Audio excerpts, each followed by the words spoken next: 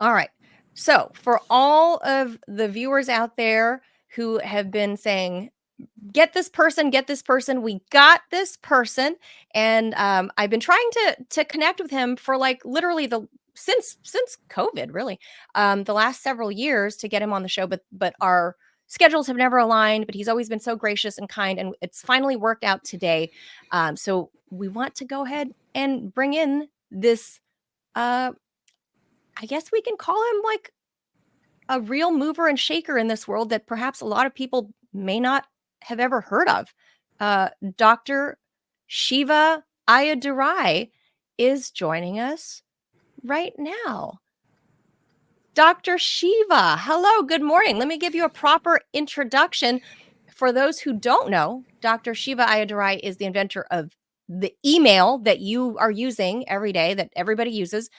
He holds 4 degrees, just four degrees from MIT. He's a Fulbright scholar and has Slacker. started 7 successful high-tech companies. He's the founder and CEO of Cytosolve Inc., which is currently discovering cures for major diseases, everything from pancreatic cancer to even Alzheimer's, which, you know, if you weren't such a slacker, Dr. Shiva, you would have helped Joe Biden already. Thank you so much for joining us, Doctor. Good to see you. Very nice to be here. How are you?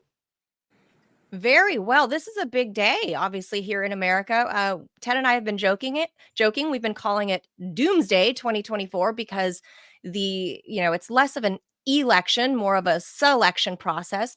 And part of that, you wanted to fight against the machine and throw your hat into the ring. And you've managed to get your name on a handful of states' ballots. Can you tell us about that process, what you've been doing, and what your platform looks like for those who don't know and haven't gone to vote yet?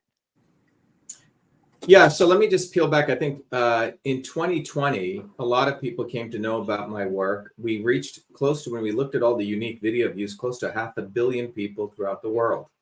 It's quite enormous. We did the pioneering work, exposing the lockdowns. We ran the #FireFauci campaign. I was the one to expose the fact that the government has a backdoor portal into all the social media companies. I won a historic lawsuit representing myself in 2020 when I ran for Senate in the Republican Party in a primary. And by all accounts, we were going to win that on a landslide. And it was the Republicans who colluded with the Democrats to steal that election. In Franklin County in Massachusetts, there's 9 counties. We won by 10 points by hand counted. It was all the ballots are all hand counted, and all the other counties was 60-40, 60-40, 60-40. And we had, I think we raised about $2 million, 3,000 volunteers. The opposition to the Republican put up had no volunteers. You couldn't even find one lawn sign. So that's when I started recognizing that there's something, malevolent going on. And we're the ones who uncovered the fact that you can flip votes on these machines, that the signature verification process is flawed. Now, Trump, the scumbag that he is, he took all of our knowledge. He raised $500 million off of it, of which he only spent $9 million. And then he invited me to meet with him in Mar-a-Lago the night after he had endorsed a guy who committed the election fraud, and I refused to go. Anyway, eventually I went and met with him, and it was sort of looking at a sorry individual who looked like in the backstage as an actor. So I have had experience with all of these people at very, very, deep and high levels. But what I can tell you is that after 2020, a lot of people came to know about us. Right. When I was a kid growing up in New Jersey, I did, in fact, invent the first email system, email as we know it today. The problem is that people who actually do the work never spend as much time getting the promotional, doing the PR. Sure. Those who do not do the work spend all the time doing the PR, like Elon Musk. Where Elon Musk begins and when government ends, nobody knows. He doesn't really invent anything. He takes over companies and pushes the founders out and then rewrites history as though he's some great inventor. But, when I was growing up as a kid in 1978 in Jersey, I was very, very hardworking. By the age of 14, I, in fact, had ended up going to New York University in a special computer science program. And then I started working full-time at a medical school while in high school, where I converted the old-fashioned inter-office mail system into the electronic version, named it email, wrote 50,000 lines of code, and all this before I came to MIT. So when I came to MIT, I was very interested in medicine, but also politics, because I grew up in the caste system of India, where it denigrated people based on their birth. And sort of that's where we're at today. If you look at all these politicians running, be it Booby Kennedy or Jill Stein, as I call her, or Trump or Harris, all these people are anointed from the top. They do not have to ever really work. But the movement that we have created now, which is a global movement called Truth, Freedom, Health, people can go to truthfreedomhealth.com. It's a global movement that emerged out of 2020, where people recognize that there are real leaders like myself who will tell the truth at the right time, not when it's opportunistic to tell the truth to get views and clicks, 2 to 3 years later. So we've built a global movement, and that movement powered my run for president. And no one thought we'd even get on any ballot. Just let people know, it's very difficult to get on a ballot. Every state have different rules. You have to get electors in every state. In California, we needed 108 electors, right? We have the Electoral College in the United States. No one elects a president. They elect slates of electors who then, if that slate is voted, wins, and they pledge to that candidate, right? So when you vote for Trump, you're not voting for Trump. You're voting for his electors in, let's say, Massachusetts or Michigan. You're voting for... You're on the ballot there in your home state of Massachusetts. We're on the ballot, which is the hardest state to get on, 20,000 signatures. Then you have to get those signatures verified by 350 towns. We did this in 10 days. In Iowa, which is like the centerpiece of the presidential elections, we're on the ballot there. Jill Stein couldn't even get on the ballot there. And she's a liberal Zionist.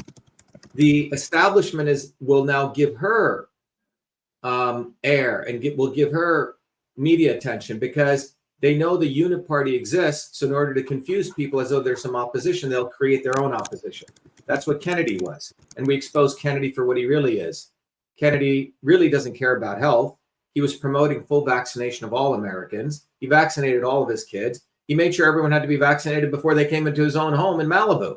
Okay? The Kennedys are the epitome of the not so obvious establishment. They are created and supported by the establishment to act like they're anti-establishment. Very much like Bernie Sanders, very much like Jesse Jackson or the Tea Party. They'll speak a good game, because the bottom line is they do not want us, working people, identifying our own leaders like me, who come from below, actually do the work, building our own bottoms-up movements. Because history shows it's only been real leaders who emerge from below, who drive major movements, that has always changed anything. It has never been top-down elections. So us getting on the ballot, we're on the ballot in nearly every state, except 6 states, where people can write us in, or they can select us with the dot, right, with the listed. That's quite extraordinary. We did that with less than $100,000, all powered by. Think about this. Kennedy raised $20 million, $20 million, and he was paying signature people $10, and he still couldn't get on the ballot. Okay, Jill Stein, with all of her Green Party, couldn't get on the ballot in Iowa. We had our volunteers. You're not the only person who's to go to Dr. Shiva. Sorry to interrupt. To get on the ballot. You're not the only person who's complained. Many people have complained about the difficulty of getting on the ballot. I live here in New York, which, as you know, is also a state that's very difficult to get on the ballot. People can write us in there, by the way. Yeah. I had to, and I already voted, and I did have to write in the candidate of my choice. I voted Dr. Jill Stein. I guess there's questions like, oh, will they count your vote if you write Dr. Jill Stein as opposed to Jill Stein, or if you forget to write her running mate Butch Ware? I mean, it's very arcane. I mean, is there any chance that ballot access could be simplified and made fairer, given the fact that you have the duopoly in charge, and it's to their advantage? They've created this Byzantine system that it makes it hard for outsiders like yourself to access the voters. I think most voters don't have any problem with there being a lot of choices on the ballot, even if they themselves are going to vote Democrat or Republican. I don't think many people object that much to the choice there. Is there any world in which the Democrats and the Republicans could be pressured into state by state reforming these, exclusionary systems? Well, first of all, our campaign now has 6 lawsuits in federal court, 2 in the appellate court and 1 in the United States Supreme Court. Kennedy talked about ballot access, same with Jill Stein, but they didn't fight as hard we have, and we did it without lawyers. We have trained our own people to fight. We have an electrician presenting himself in federal court. You see, we're not powered by the elites. The Green Party is a nouveau liberal elite party that they're positioning to be an opposition party. So we have actually fought for ballot access. If you talk to Richard Winger, you may know, is like one of the leading ballot access guys. He's 82 years old. He's been doing it since 1969. And he just wrote a piece and he said the Dr. Shiva campaign is the only campaign that now has 7 major ballot access lawsuits, real lawsuits. So when we look at ballot access, you have to recognize up until the 1900s, it was very easy to get on the ballot. You just had to get 2 signatures and you got on the ballot. Running for office was an aspect of the First Amendment right, the right to associate. Okay, so ballot access was very easy. It was the Tammany Hall crowd in the 1900s who, in many ways, made ballot access so corrupt. So, for example, they made it, you had to get thousands of signatures. In California, you have to get 300,000 signatures, or you have to hijack another party who will then support you. So we actually regressed. Things were actually, it's not like it was bad always. It was actually quite good up until the 1900s. It went backwards starting in the late 1900s. And a lot of that was driven by the anti-communist rhetoric because they didn't want bottoms-up parties getting on. So they wanted to isolate people. And a lot of that also had to do with the fact in the late 1800s and early 1900s, it was called the Great Upheaval in the United States. There was bottoms-up mass movements that scared the shit out of the elites. So the elites were so scared there was going to be a revolution in the country in the 1900s, early 1930s. They had Franklin Delano Roosevelt give reforms to these people, and they branded him as some great hero. When it wasn't them, it was women and men fighting on the streets. So to build these very powerful militant movements. So they don't want to see that. They rather have a Jill Stein, acting like though she's going to be the liberal elite, talking about stuff when she is a liberal Zionist, for example. She was supporting lockdowns, etc. So in a consistent way, the establishment always finds, cherry picks and anoints and gives visibility to people to act radical. Bernie Sanders. You may have voted for Bernie Sanders. A lot of the Jill Stein crowd voted for Bernie. So they have gotten I did when I was in California. Yeah. So, but they do not want someone like me who's annoyed by them. Many friends of mine were in the Green Party said just one day, 7 people got together and they anointed Jill Stein. Okay. Jill Stein is also the one who threw Cynthia McKinney, a black woman, out of the Green Party because she asserted that 9/11 may have been caused by the Israelis. You see? So the establishment has a recurrent way of making sure people really don't build these bottoms-up movements. But that's what we're doing. We're the revolutionary force that they must make invisible. In fact, it was Jill Stein in the free and fair elections that kept me off the debate stage. I was just going to ask you about that. Yeah, I was just going to ask you about that. That there's dirty tricks that obviously, like Kennedy highlighted that this is what happened to me, and they won't let me debate, blah blah blah. But let's clarify this debate. We're not talking about the former Commission on Presidential Debates, which doesn't exist anymore. We're not talking about the big debate between the D's. No, we're talking about the so-called alternative debate. Right. So my point is, one of the things we teach at truthfreedomhealth.com, I have been wanting to crack the code on why is it that there's human suffering that continues. And what you find out is that there's 2 heads of the establishment, the obvious establishment, the Bushes and the Clintons, you can name them. But the real evil is the not so obvious establishment. You see, the establishment needs 2 heads to survive. The obvious one people can attack. Oh my God, they're horrible. They're pro-war. They want to screw us. But they cannot survive without the not so obvious establishment. The not so obvious establishment is that force that the establishment anoints and creates to be their own controlled opposition. So because they know you're saying it's kind of like in Orwell in 1984, right, where the party has a monolith that controls everything. And I call it the swarm. Emmanuel Goldstein, who is fake and doesn't really exist, but he's the fake opposition leader. Right. And this is a scientific, in system science, we call it a disturbance, right?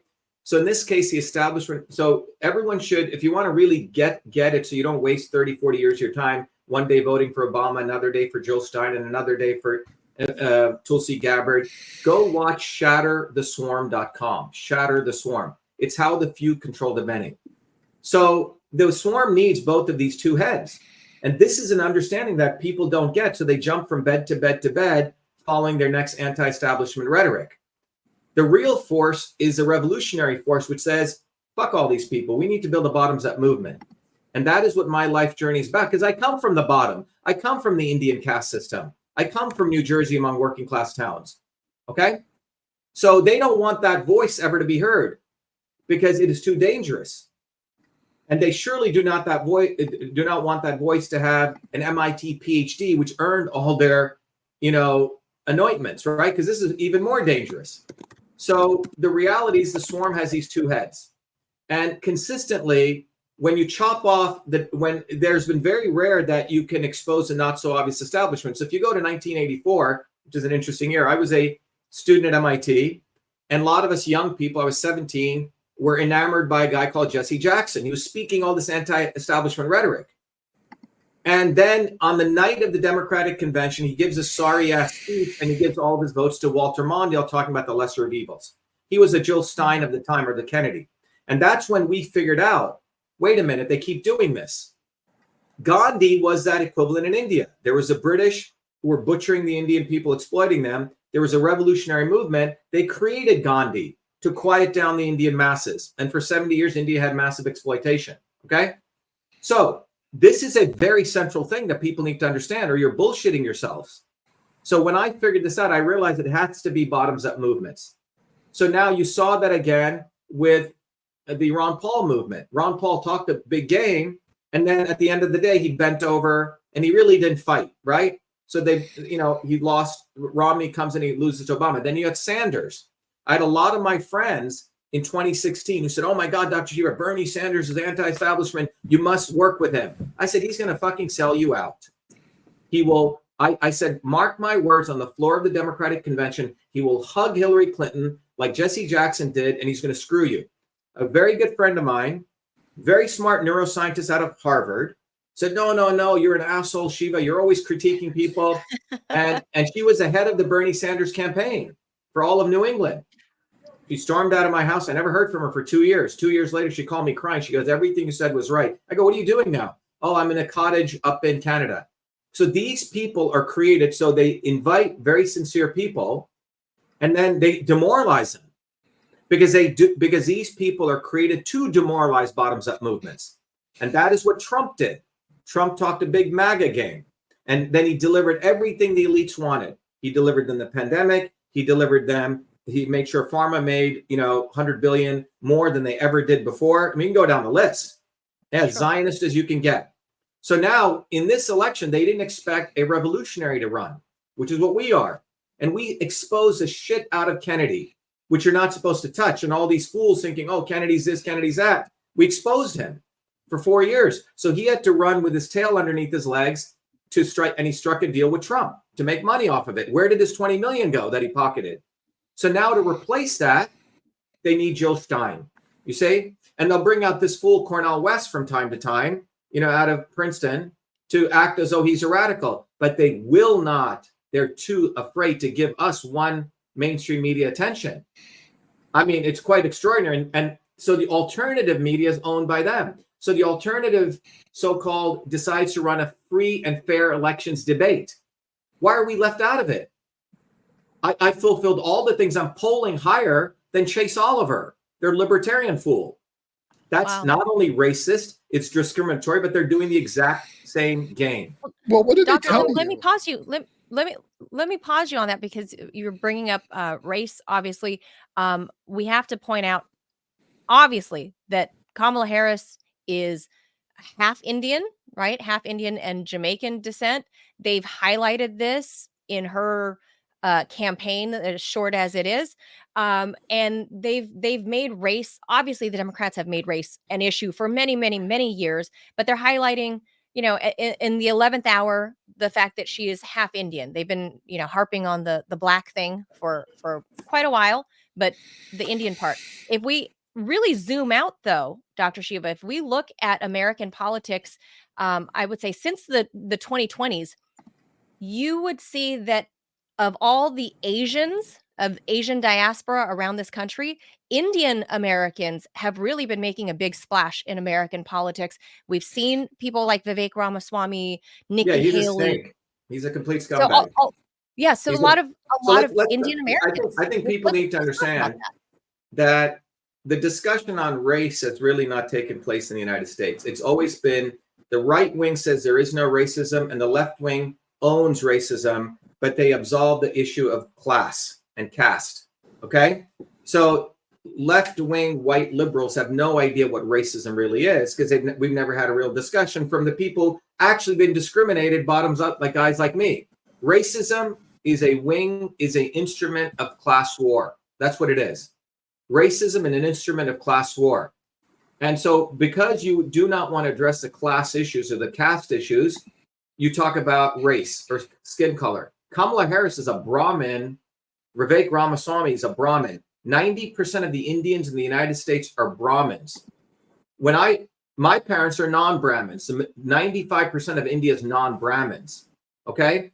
The Brahmins spit on the Indians. If the American people really knew, if white liberals so-called knew how non-Brahmins are treated in India, they would completely shun all these Brahmin Indians. The Brahmin Indians are the most racist Indians on the planet. Let me talk to you about that.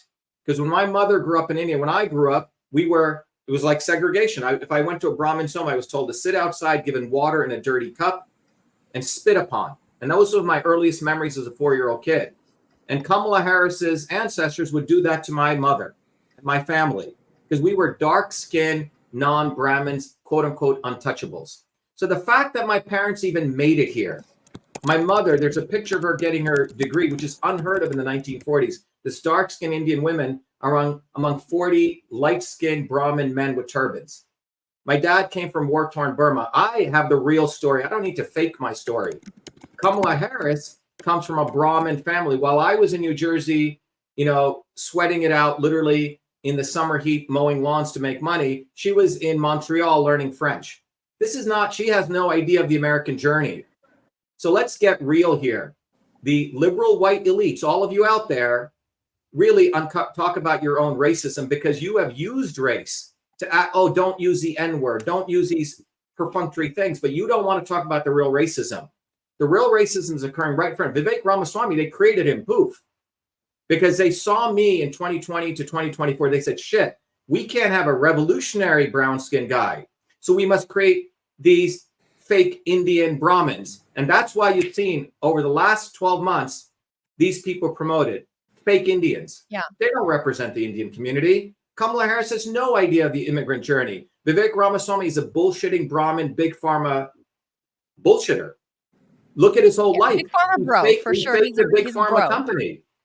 So, and they literally come to my Zooms. Kennedy has come to my Zooms with his people. They steal my words. Literally, they make videos because my words are the real words of the oppressed.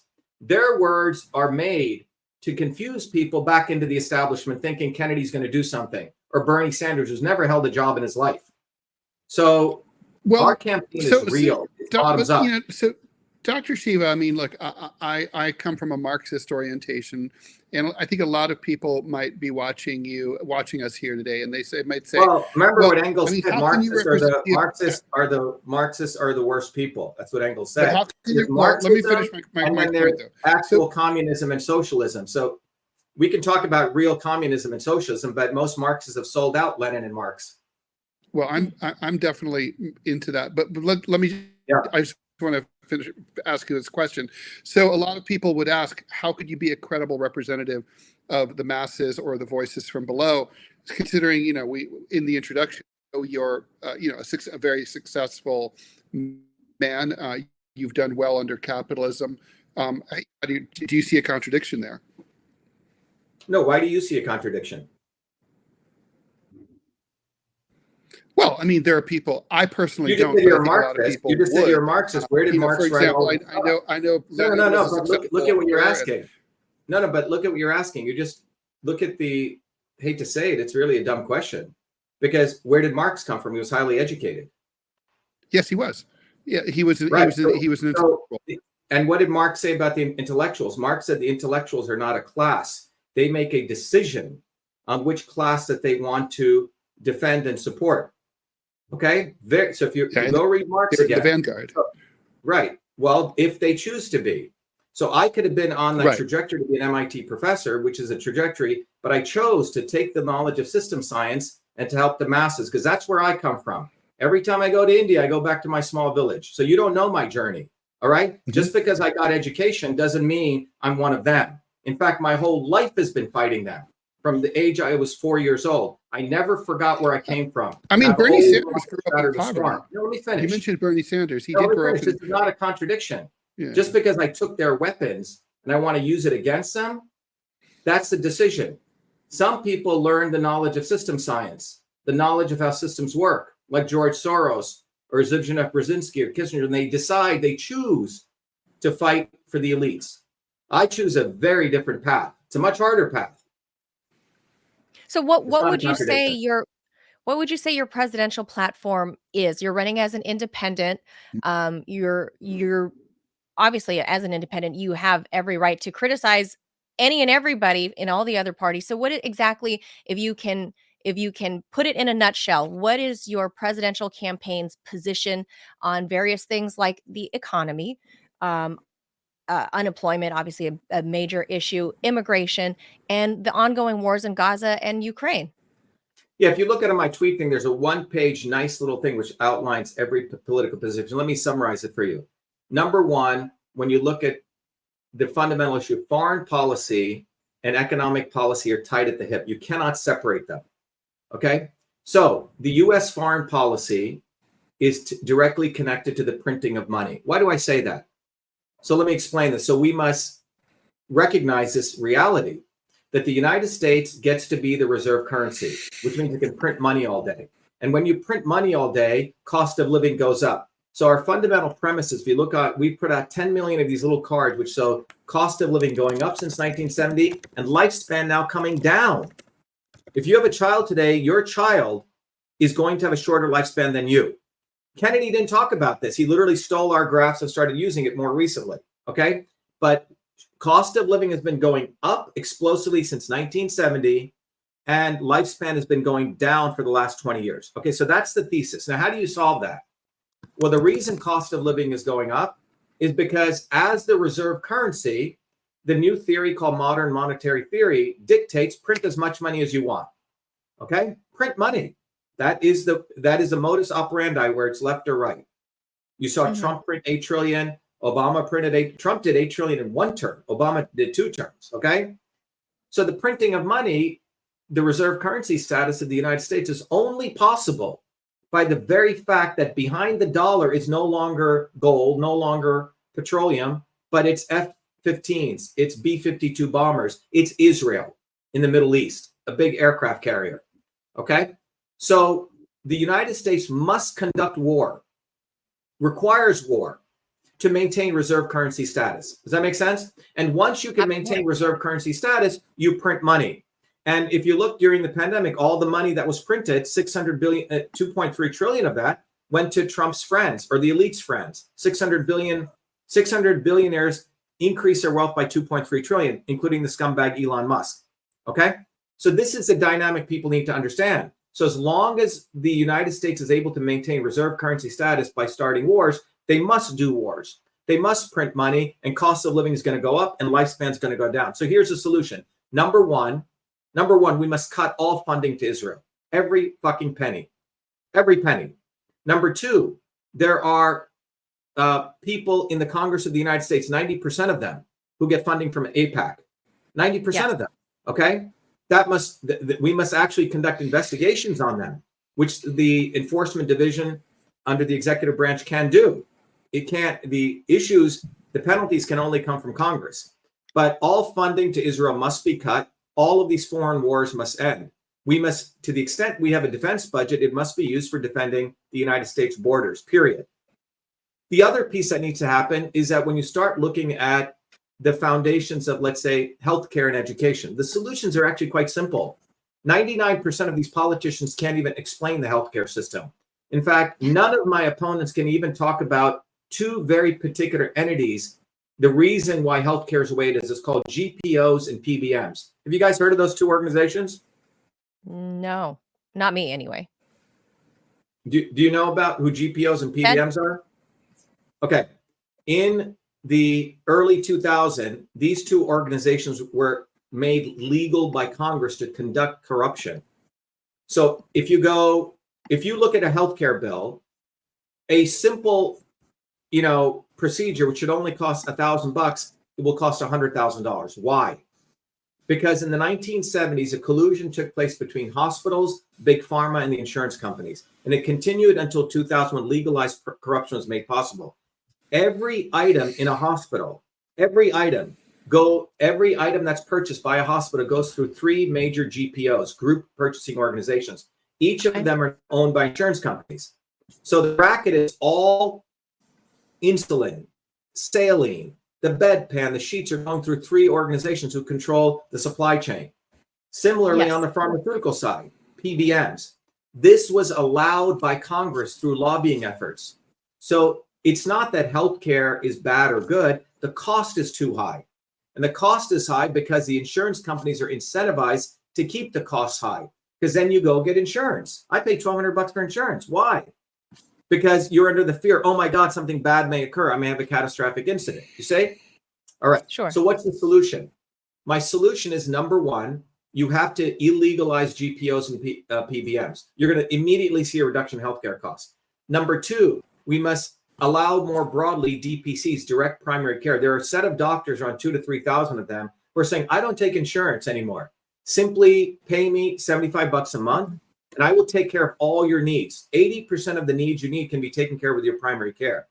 The primary care physician agrees to only take 500 patients, and he's making $500,000 and he's happy a year. Okay. Then for crisis care, you get crisis insurance for about $150. So less than $300, you can have great health care. But we must demolish the GPOs and PBMs. Trump didn't do that. Can I pause you right there? I pause you right there, Doctor? Yeah. Can I pause you right there for just a second? Because this week, actually last week, I was actually in the hospital for about 40 hours. And because of the hurricanes that destroyed the Baxter saline solution factory in North Carolina, I was only allowed to be given one bag of saline solution. So when I was given other medications through the IV drip, it was sans the saline solution. Would you say you would want to nationalize stuff like that? No. I don't believe in nationalization. I believe in, I'll get to that. But the point is, the reason you had that saline issue is nothing to do with Baxter. If you go to hospitals throughout the country, they've all been having shortages because the GPOs squeeze the hospital administrators because they own all the supply. So they say, well, if you don't buy it at this price, I'm not going to sell it to you. Okay. That's why there's shortages of even insulin or basic stuff in hospitals. And this was authorized by Congress. GPOs and PBMs must be made illegal because they give kickbacks to the hospital administrators who buy more volume. They give them 7-star vacations. Okay. Again, no one will talk about this because no one wants to talk about the real problem. They'll just talk about bullshit all day. Let's talk about education. Up until the 1970s, people went to vo-tech schools. You came out of high school, you had a real job. Well, suddenly we started pushing the concept of go to college, go to college, go to college. I'm sorry, I didn't even need to go to MIT. I invented email before I came to MIT. I knew more in my public school educational system than I even learned at MIT, to tell all of you guys the facts. Because my public school education system was run by very hardworking public school teachers. Now, having said that, a lot of people send their kids to college. And when people send their kids to college, the parents have to go get a 100, 200K student loan. Right. It's funny they call it a student loan. It's not a student loan. It's a university loan, because a loan, follow this through, the parents mortgage their house and they take a loan. The money for their tuition is going to the university. What does a university do with 80% of that loan? They put it into their endowment, which they have highly trained hedge fund managers invest that in Wall Street. Universities now are investment companies. They happen to do some education. Harvard, for example, increased their wealth by billions of dollars. They paid 5 of their hedge fund managers $50 million in 1 year. So here's my solution to that. Have the universities co-sign the loans. Let me repeat that. The parents shouldn't co-sign the loans of universities. Why? So you have a young kid, 17, 18. He doesn't know jack shit about what he should be doing. So he says, I'm going to become an aardvark transgender specialist. I'm going to learn aardvark biology, something like this, okay? He comes out of 4 years. He can't even get a job, for example. If the universities had to co-sign the loan, they're going to direct the kid, hey, that's fine. You want to learn aardvark biology of transgenderism. Why don't you actually learn engineering? Why don't you take a nursing degree? Okay? Because they are not going to get paid back. Direct investment on the outcomes of their degree. Yes, but so the incentives are all wrong by design, because now the kid goes into debt. They take the parents more. I mean, there's many, many stories of this. So again, that's a very clear solution. The other piece is, let's really talk about energy policy. Okay, nuclear energy, fusion. We put nothing into this very important, relatively nothing into this very infinite source of energy. The reality is a climate change scam, by the way, which Jill Stein supports, is complete scam correlating CO2 increase with temperature increase based on mathematical models. There's 150 mathematical models. Each one of them predicts different outcomes. One says no ice is going to melt. The other says all the ice is going to melt, and all flavors in between. Now, as an engineer and a scientist, I build models. If your model is predictive, that means for every input you get, it's going to give the same, give the particular prediction. Evidence is reproducible predictions. So the whole climate change scam is built on absolute nonsense, garbage. And Doctor, I've got to question you on that. I mean, now. Let me finish. The goal is, there's a video I did going through this entire thing. It leads to carbon tax credits, and there's going to be people who are going to make trillions off carbon tax credits. And furthermore, the Paris Accords allows China to double their pollution, India to double their pollution from 11 cubic metric tons up to billion metric tons up to 22. So tell me, what is the benefit of the Paris Accords? Zippo. They're not talking about pollution. They're talking about CO2, which is one of the most necessary gases we need. It's complete bullshit. Neither are you saying that climate change? Are you saying that climate change is not happening, or are you just saying that it's no? So listen to the question you're asking. So please get out of the cult. Climate always changes. Climate will always keep changing. The issue is CO2 levels correlated to temperature increase. Okay. Now, in order to solve that, if you've taken an engineering course, you have to solve the Navier-Stokes equation. You can win $1 million right now if you can solve the Navier-Stokes equation for turbulent fluid. The oceans are a turbulent fluid. The atmosphere is a turbulent fluid. These fools who've been fooling people took 2 turbulent fluids, which there is no solution. That's why you have 150 models. It's all bullshit. Now, you're talking to someone who's actually done those equations. A colleague of mine at MIT, Dick Lindzen, was the only professor at MIT who had the guts to say, this is all bullshit. And he's the head of the meteorology department. When he did this, 140 professors attacked him. Why? Because there's $2 billion sitting there for university professors to get their grant money. The whole thing is bullshit. Well, the whole recycling thing is total bullshit. Well, People are starting to, that part is true. I mean, I'm not a science person. I don't have a science background. I haven't looked into that, but it probably is. But I can tell you. I'll send you my whole report on it, Dr. Shiva. I did a whole story on it, a 30-minute special about the bullshit that is recycling, because less than 5% of all things that go in those blue bins, and I'm from California, mind you, that we grew up believing that we're doing something good. We're sorting our trash. We're doing this and that and the other thing. And like I said, in the 80s and 90s in California, we were the ones that started doing those recycle blue bins and the green bins. And then the rest of the country followed, and then the rest of the world followed. And this leads exactly to what you were talking about with the whole climate accords and the Europeans sending trash to India, sending trash to, brown countries. Brown Asia is getting polluted with Western garbage. And meanwhile, the whole EU is saying, oh, we're only 25% behind our goal, our stated goal for 2030 is what they're always saying, right? 2030. We're only a little bit behind. Well, the only reason they can pretend to be that little behind is because they're shipping off their recyclable goods to brown Asia, and brown Asians are dying of toxic diseases coming from the plastics from America, Right, but that's okay if you and the kill brown European people, Union. you say? So white liberal elites in the United States talk about climate change, do all this They bullshit. feel good though. They're They recycling. feel good. And then meanwhile, they're getting a double whammy because so what happened with the Paris Accords was, and I don't know if you've read the IPCC report, it's around 20,000 pages. I went through the whole thing. It's bullshit. Gee. Okay? Is people just take these little sound bites. If you read all the stuff, it's nonsense. It's absolute nonsense. However, it's the backup bullshit that they need to promote carbon tax. Al Gore sits on the board of a company which will own all the software that'll get a little piece of every carbon tax exchange. What is carbon tax? Carbon tax is incentivizing pollution. So they incentivize China to go from 11 billion metric tons of carbon to 22 billion. After that, 2030, China will have to buy carbon tax credits. Well, the carbon tax price on the commodities market is going to escalate. Who do you think is going to make all the fucking money? All right.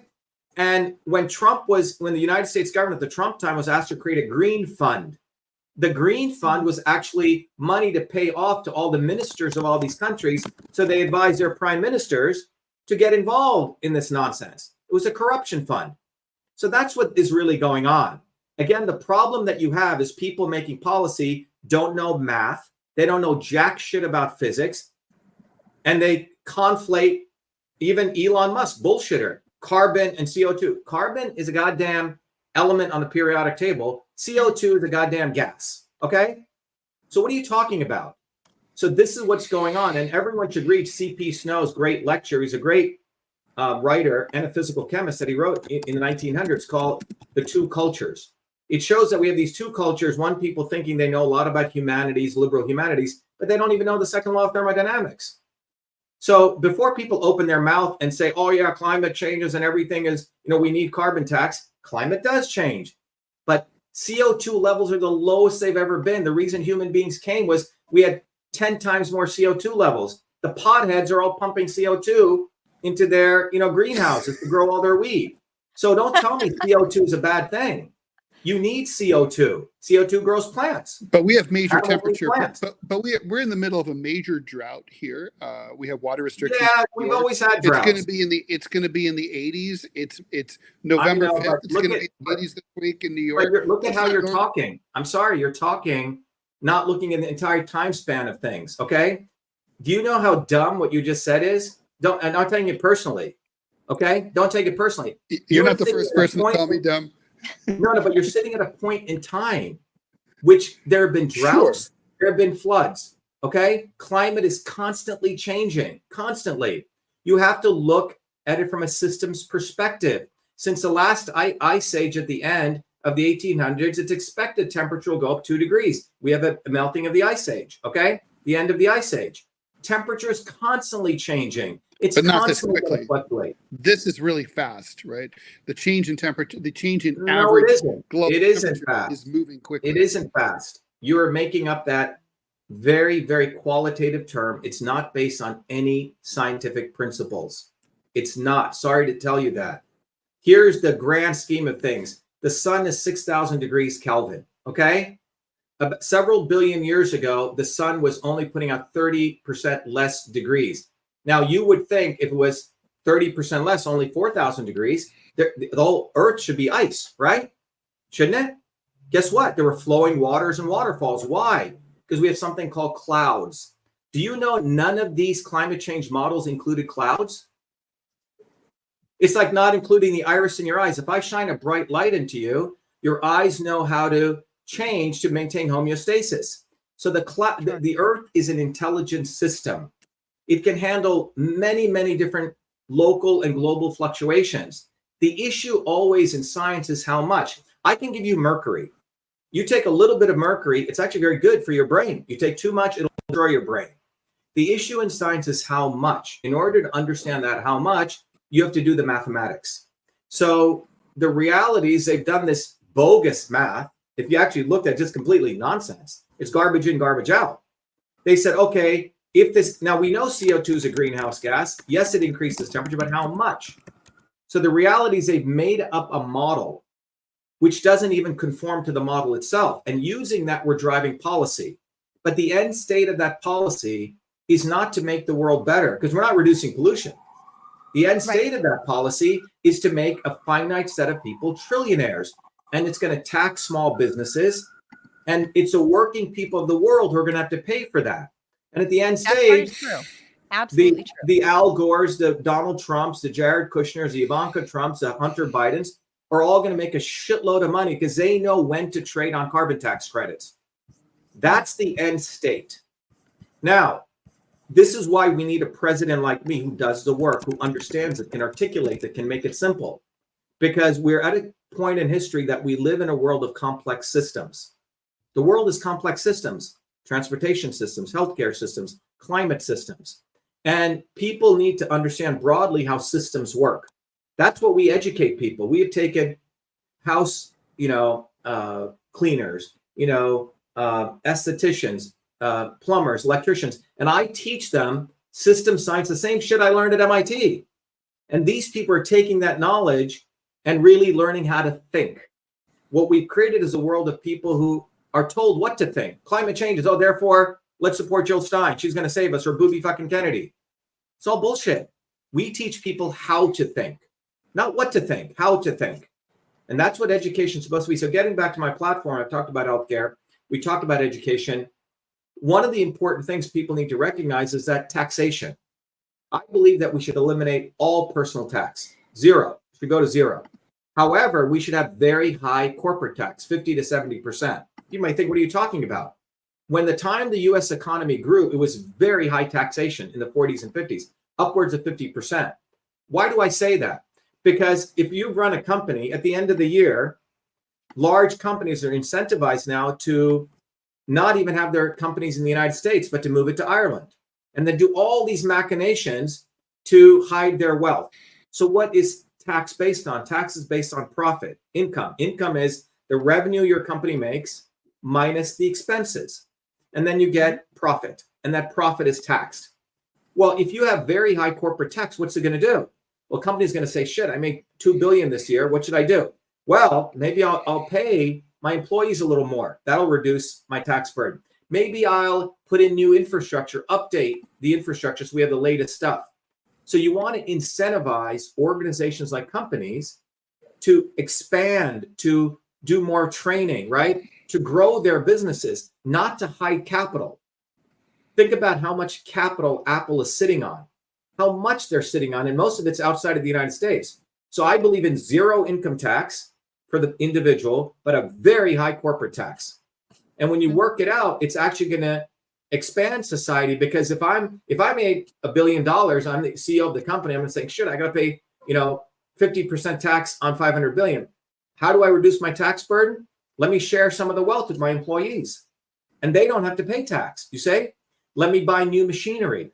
Let me do all these things. Let me give certain things to help my community. So that is a positive incentive.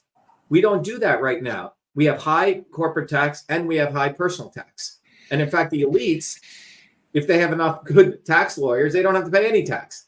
Amazon didn't pay any tax, right? Donald Trump doesn't pay any fucking taxes. Elon Musk gets tax subsidies. So the whole game is not based on anything rational. And ultimately, what I believe needs to happen, you talked about nationalization.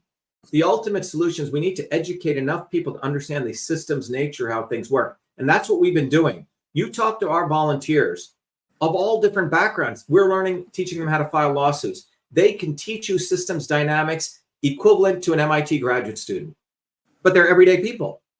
Once you understand systems thinking, you'll see through the climate change scam. You'll see through the healthcare systems, because we teach people how to look at systems, eliminate the left-right narrative, and find the actual solution.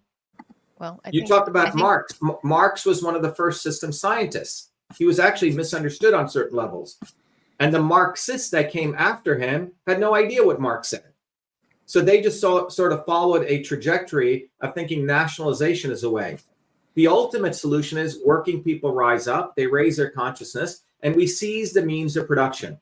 We have enough, you know, the awesomeness of capitalism, now it's become imperialism, has created amazing efficiencies. We can make iPhones, they're probably costing only $2 to make, if that.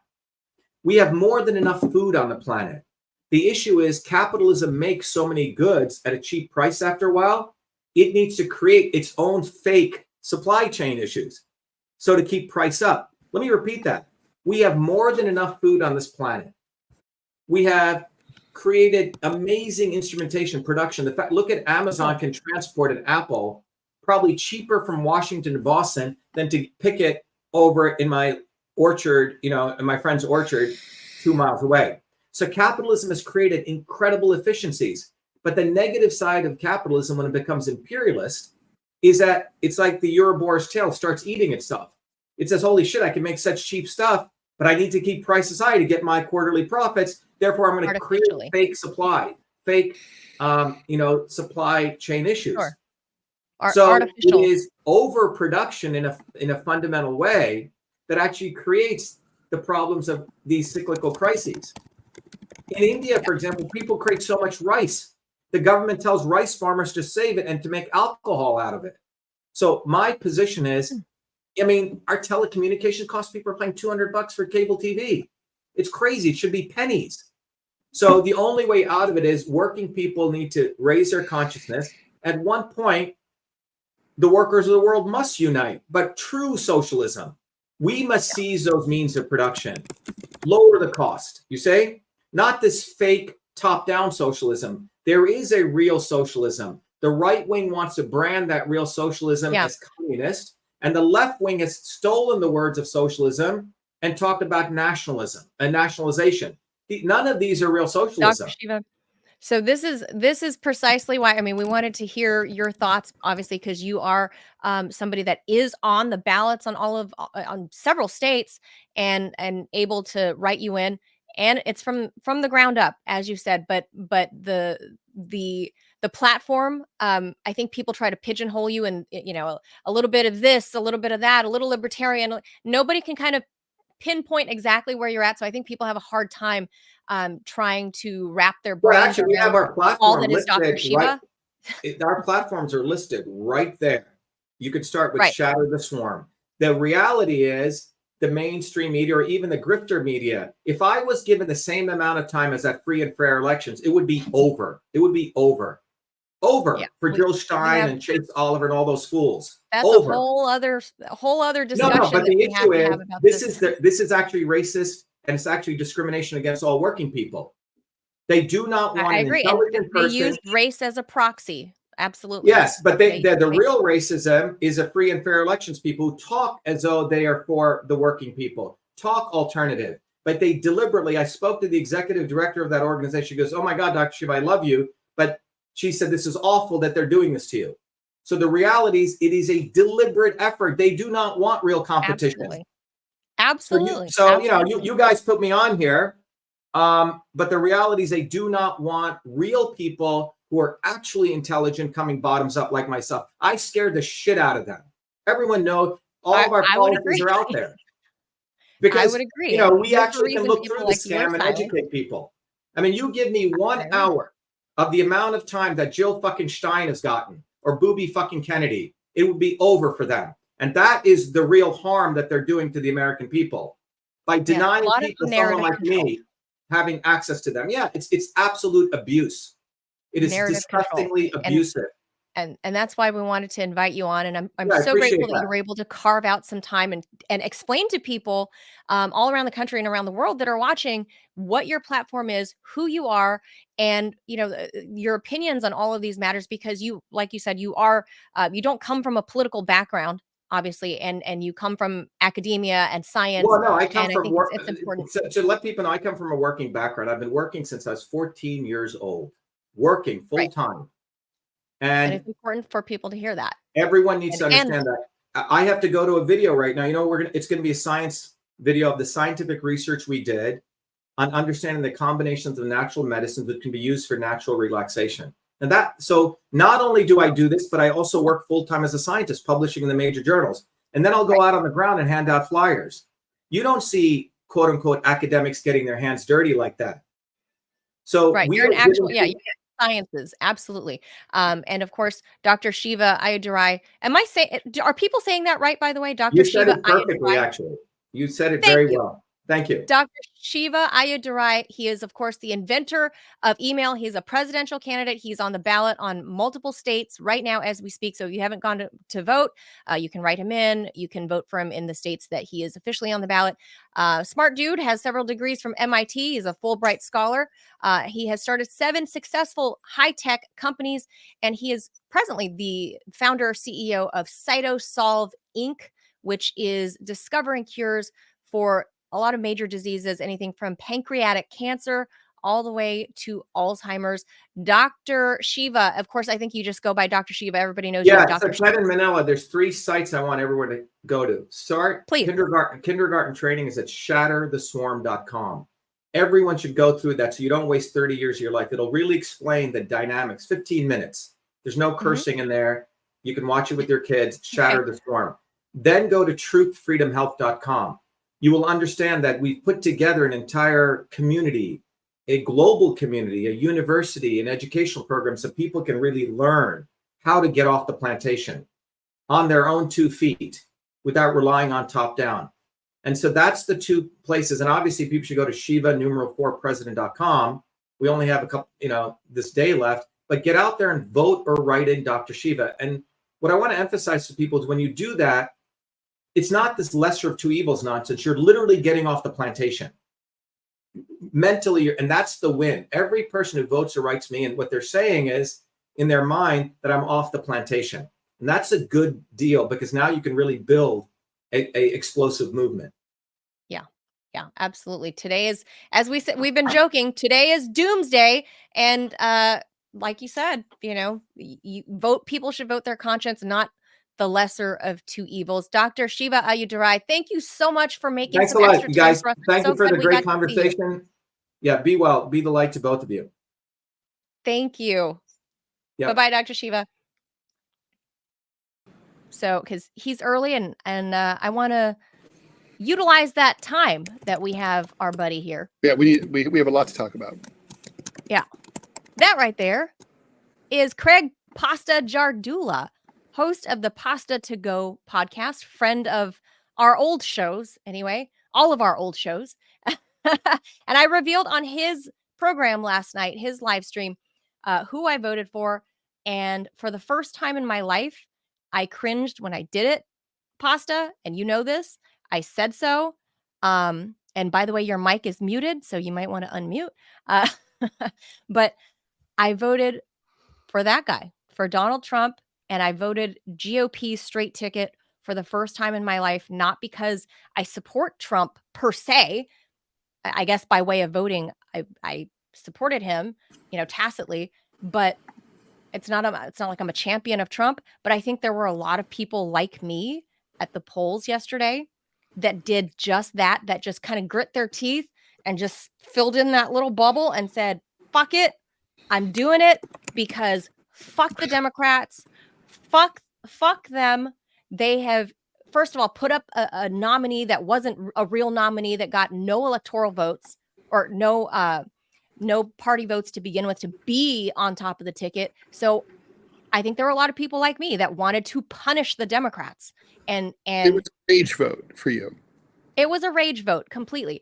And I've never done it before, but I did it. And for the first time, I can finally say I picked a winning president for the first time. Now, what he does, I don't know. I can't vouch for that, but I just want to say at least once in my life, I picked a winning horse. So, Pasta, what do you got to say? Well, good morning, Ted. Good morning, Angie. It's great to be on your show. Hey, why is everyone calling me Angie? Racist. I can't let my guy Ted be the only guy. Gotta both be in the doghouse. Thank you, Pasta. I appreciate it. Well, welcome to the end of democracy. It's over, I guess, now, right? Mm-hmm. Pure fascism, which, even though, I like to come on the show and I often bump heads with Ted and we have disagreements and stuff. I'm going to have a big disagreement right off the bat. I want to say the things that, Ted, you had listed when we were talking about Donald Trump, those were the things that actually, I think, moved him to a victory. I think people are done with the lawfare. They saw it as lawfare. They saw, the mainstream media or the lamestream media talk about things that really have no significance in their life. J6, they wouldn't let it go. The felonies, this and that. Mhm. The abstraction of electoral democracy. It is. And I really, to tell you the truth, I've had the hunch that after RFK joined the campaign, my gut was telling me it's going to be Donald Trump. And me personally, Really? being a non-team sports guy, I always look to take on the biggest threat. And at that moment in time, Donald Trump became the biggest threat. I had bagged on the Democrats. And Ange, I was kind of like you, not completely, right? I didn't want Donald Trump to win, but I did want the Democrats to lose, right? I did. Yes.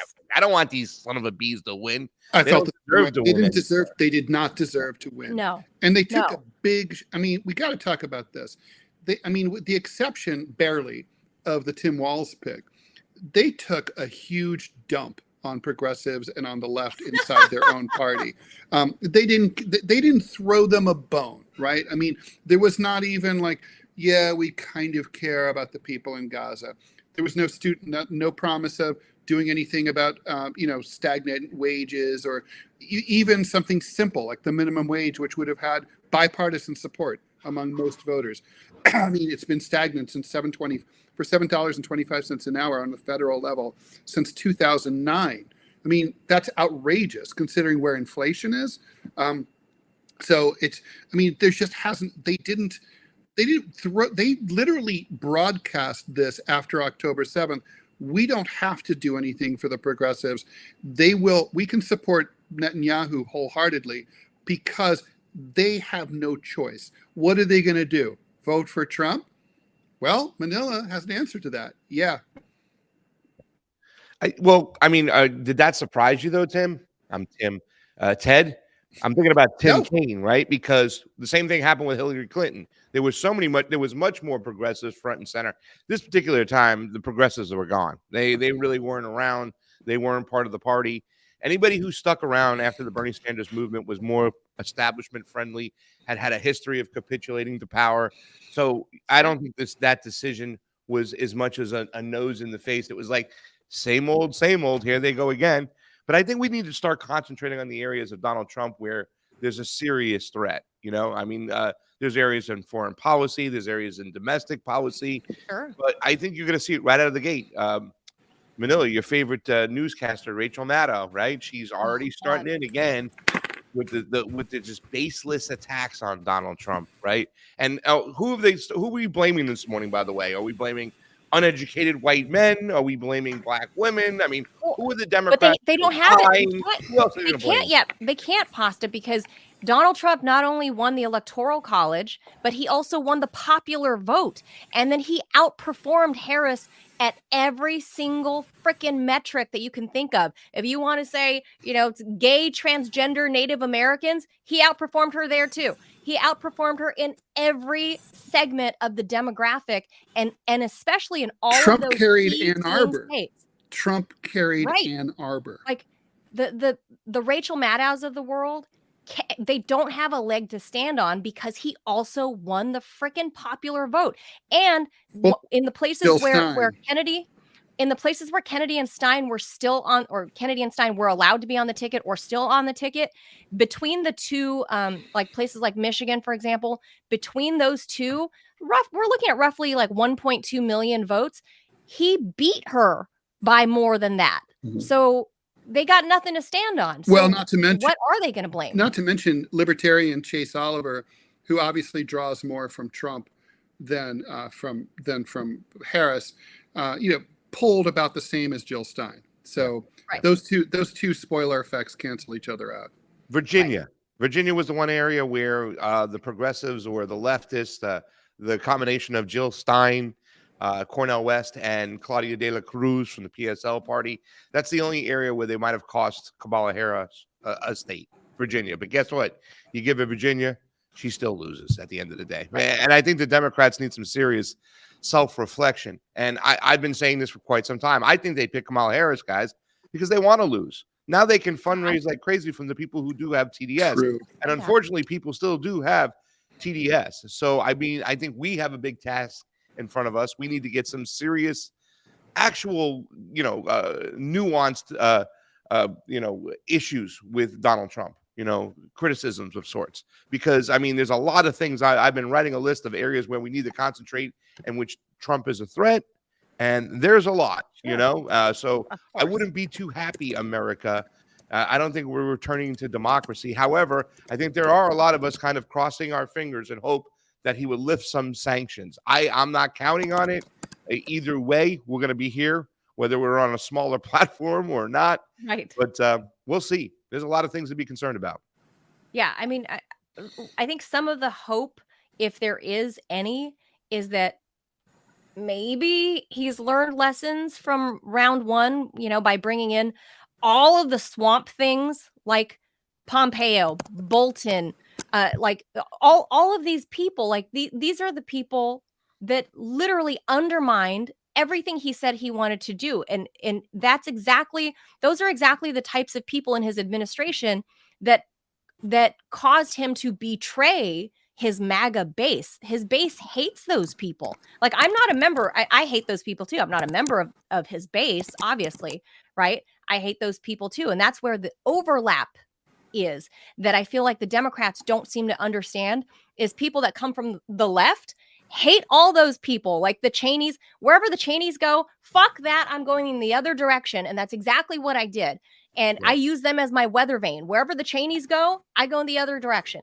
And there are people like me out there that overlap with the MAGA base, right? That are like, we don't like those people, the Boltons, the Haleys, the Pompeos. We don't want that. Do you think people are still holding out hope that he learned that lesson from round one? Of course there are. I mean, unfortunately, the majority of people who vote in the United States are low-informed voters. You hear it all the time. I don't do politics. I don't do politics. Yeah, okay. That's a luxury. Well, politics does you, right? That's true. Who said? Marianne Williamson said that a couple of years on the campaign trail. I don't know who originally said it, but she did repeat it. But I mean, I think I think a lot of people just think that Donald Trump is going to, what he saw on Twitter, and I still say we're operating blind over here, ladies and gentlemen. I mean, we don't know what's going on with our speech, with our platforms. There's no open source system. We don't know how certain voices are lifted, some are put down. But I mean, this seemed like kabuki theater to me. Like I said, it was almost like they flipped the switch. Even Mark Zuckerberg, after the assassination attempt, was like, "Oh, that was badass." You know what I'm saying? So yeah, this is going to be interesting moving forward. I haven't watched the meltdown on MSNBC or CNN yet. Ted, how is it, by the way? Oh, sorry, Ted. There was a mute happening there.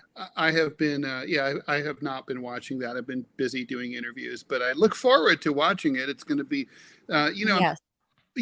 I got an amazing tweet from another left-wing journalist like you, Manila, who voted for Trump, and she said, "Did you notice that all of my journalist friends who are either unemployed or underemployed called the election correctly, and all of the ones who are employed at major networks and so on and newspapers, they all got it wrong.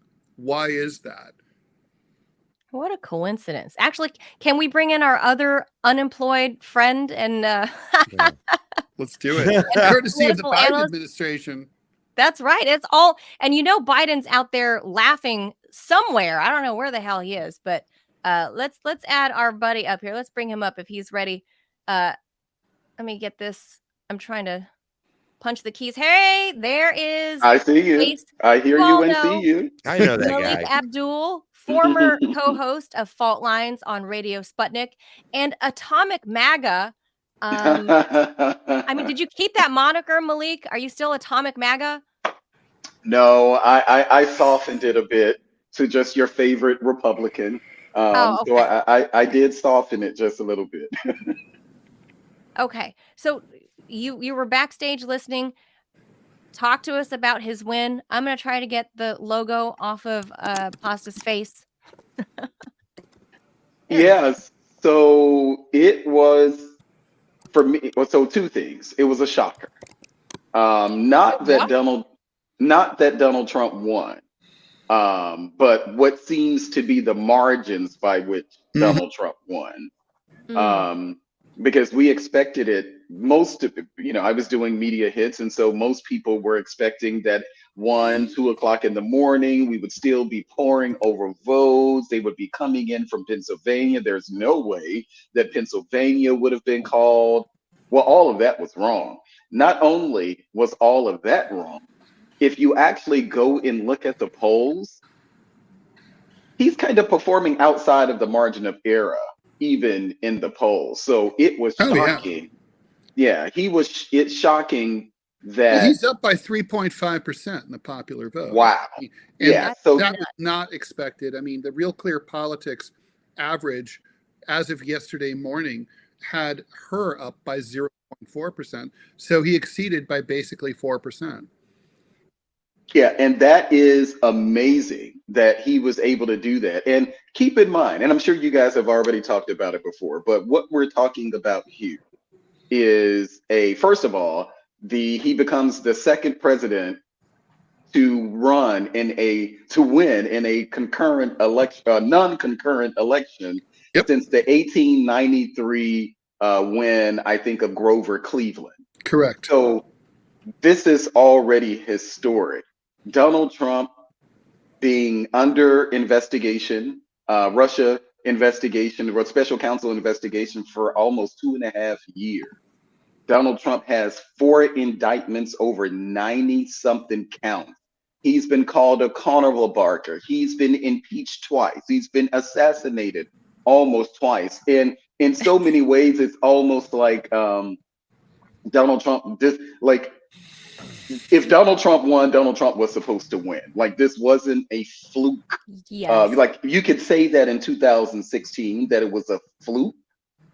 You cannot say that for all of the disadvantages that Donald Trump had working against him, that he didn't just win, he won convincingly. Like, that is the shocker. Handily. Yeah, that he was able to win so I mean, it's convincingly. not a landslide. 3.5% does not a landslide make, but it's there's no question. Let's put Right. it this way. If it was the other way around and she had won 51 to 47.5, he'd have a hard time claiming that he'd been cheated. Mm-hmm. Yeah. Right. It's like that. Beyond the margin of cheating. Right. And you're not going to hear anything from Donald Trump about paper ballots forever in a day more. Early voting. He's not going to That's the shame complain. here, by the way. That's the real problem right now for an election integrity activist. I am so scared that this movement is going to go back to sleep. I mean, the movement was tainted once the conservatives got a hold of it after 2020, but I'm just afraid it's going to go back to sleep and everybody's going to be like, all right, the system's okay. It doesn't need to be fixed or reformed. Oh, yes, it does. Well, I guess maybe you can make some liberal allies who will now suddenly discover that they don't trust paper ballots now that they haven't worked out for them as well. Guys, let's talk about foreign policy. I think the biggest argument in favor of voting for Harris, at least as far as people on my side of the aisle, has been that for the people of Gaza, Trump would be even worse than Harris. He's a close ally of Israel. He moved the capital. He moved the U.S. embassy to Jerusalem and so on. And he told Bibi very famously a few days ago, do what you have to, right? But we've also gotten reports from behind the scenes that seem to indicate that he's told Netanyahu, like, wrap it up. I want this to be over soon. I don't want to be coming in and having to deal with this when I'm president. And that might be part of the reason that Netanyahu has been going fast and hard for the last year. What happens there? I mean, is the meat grinder of Gaza going to keep grinding away there and in Lebanon, or is there a call now between burning up between Mar-a-Lago and Tel Aviv, saying like, Bibi, you're on notice, bring it in for a landing in 2 months? Like, hey, dude, chill. You think that's going to happen? Who's Who wants to go first? Malik, you want to Go, go go on ahead, that? Pasta. You know what? Go ahead, No, Pasta. well, yeah. Well, I was Oh, just okay, going to go say, ahead, go ahead, like, Malik. people on your side of on our side on the aisle, I should say, I still kind of like, everybody here, like, I don't necessarily think they're left or right. I think that we have some populist ideas that we all Mm, share together. I that's think true. we all don't want to see wars expand. Right. So, I mean, the only reason why I put that left-right paradigm out front, because I want people to understand it's okay for us to talk to each other, right? Put aside cancel culture. But when you're talking Sure. about the left or the people who are saying, oh my Lord, Kamala Harris will be better than Donald Trump on foreign policy. Well, they just haven't been paying attention to what's been going on, or they've been watching too much Rachel Maddow, as we mentioned at the beginning of the show, right? They're on the brink of war in World War III. People think at this point, there's no way Ukraine can win this war. It's done. It's all but wrapped up. So it can either escalate to another level, meaning nuclear weapons, or they just stop and they move along and they concentrate somewhere else, the empire that is. But if you're looking at foreign policy, I think that's the reason why a lot of people independent-minded people chose to go with Donald Trump. They think that he's, said he's going to wave his magic wand and end the war in 24 hours. Yeah, well, So, hold on. Good. I'm under, I think a lot of people are like me though, Pasta, that we're under no illusion that Trump is actually going to do all of those things, but he will be better on those topics than Kamala Harris. Because for sure, her weakness on Gaza and her inclination to keep pushing in Ukraine was stated, on the campaign trail. So for people like me, Yeah. even people with lower information voters, even people like me, I think we still feel like, okay, I know it's the lesser of the two evils or whatever. It's still evil. I get that. But somebody's got to win. So I hate all the people that are out there going, lesser of two evils doesn't count. It's still evil. Or, shit is still shit is still shit. I get that.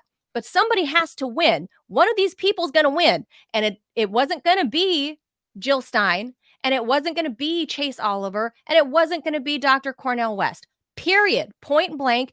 It would be great if, now more people are aware of these third, fourth, and fifth parties that are available as options to them. But the bottom line is it was a two-person race. And I think for a lot of people, like myself included, that there's a chance that perhaps there would be curbing of the bloodshed by picking the orange man because he is a big orange middle finger to the establishment, or so we hope. Yeah. And I think a lot of low-informed voters from Trump's side did repeat that whole thing. He didn't start any new wars. Well, he didn't end them. And he also upped the drone warfare by 300%. I think everybody in this panel here. He did end Afghanistan. I mean, he opened negotiations. He didn't end Afghanistan. And he said on the Mark Levin show that if he would plan to keep a base there to antagonize China, he never planned to pull out. And it was years until the very end of his campaign when he got Colonel Douglas McGregor involved and said, let's get out of there. Far too late. So he never did end that war. He wasn't with Rand Paul on the floor over there using the bully pulpit to say, let's end this war and let's defund this war. It's a misconception. If you look at Donald Trump's war history, record Pentagon contracts, funding the Saudis to kill the Yemenis. I mean, the list goes on and on, trying to whack Nicolas Maduro. He was no peace candidate. If you want to make the argument that he was better than Kamala Harris, because what we saw of a Russia-Ukraine, I can give you that. But to say he was a peace candidate, no. I'm not That's saying what a lot of I wouldn't people go kept say on it. saying. I wouldn't say that, but he did open negotiations with the Taliban. He did sign a withdrawal agreement that Biden followed through upon. I mean, that I just don't see that. I don't think that would have happened under. He said on Levin that he was going to keep a base close to China in Afghanistan. He never intended to fully pull out. Yeah, I think. So I think that's probably, I think that's probably much too. Well, I don't think that's much too granular for voters. They don't unpack. And I don't think that it's just necessarily low information. People typically don't unpack policy to that extent. If you ask people, well, did you know the $25,000 that Kamala Harris proposed in her affordable housing policy was actually the policy that Biden proposed in March of this year? Probably not. If you ask, some of the things that Kamala Harris kind of lifted from Donald Trump, they probably don't know that because it's just much too granular. They know overall themes. And when it comes to themes, the theme for Donald Trump is that he would be much more aggressive in ensuring that we're not in these endless wars. Doesn't matter if that's not the actual case, it's what people are willing to believe. And Donald Trump has made the case over and over again. And especially, and I think it was something that ultimately ended up hurting Kamala Harris because she was parading around with Liz Cheney, not a Condoleezza Rice style Republican, but a Liz Cheney warmonger. So when Donald Trump was able to make the case that you, Liz Cheney, you're the neocon, you're the warmonger, that is something that resonates with people irrespective of which side you're on. And it doesn't matter if Donald Trump really didn't, the semantics of did he, keep us out of war. It's that muscular, that aggressive approach. And so to Manila's point, people know what they're, and I'll go further and say people know what they're getting with Donald Trump. Well, I love him or not. That's in the end, that's I think what this election came down to. It was a devil you know versus a devil you don't know.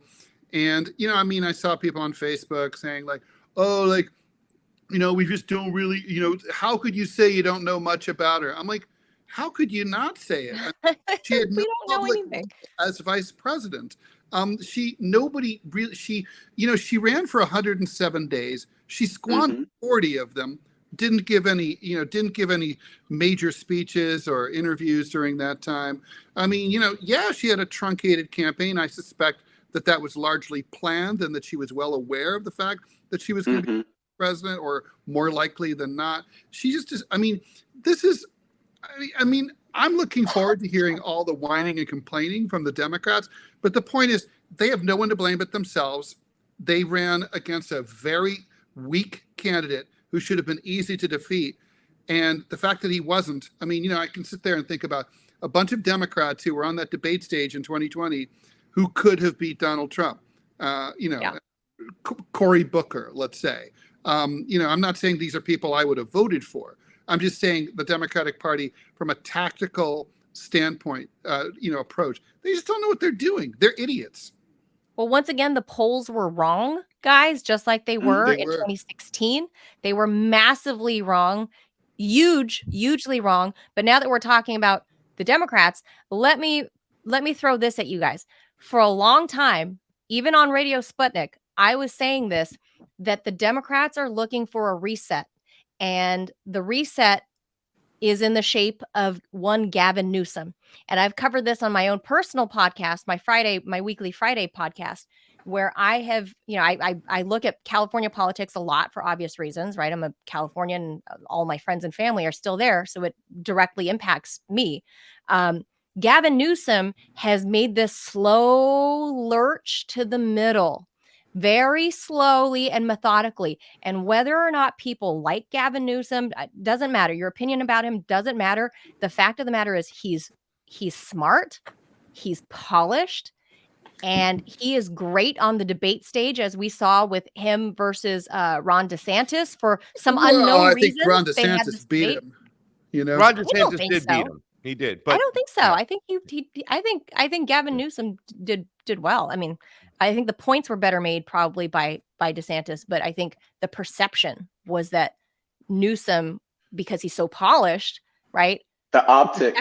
The optics. It's the optics. The optics with that Newsom. I thought that Newsom actually, because debates isn't just about policy. It's about moments, and it's about optics. And when you have the side by side of straight, what does they call central casting, Gavin Newsom, it's very composed, and then at some point you saw a grimacing, Ron DeSantis, because he was frustrated with a point that Gavin was like, it was all in his face.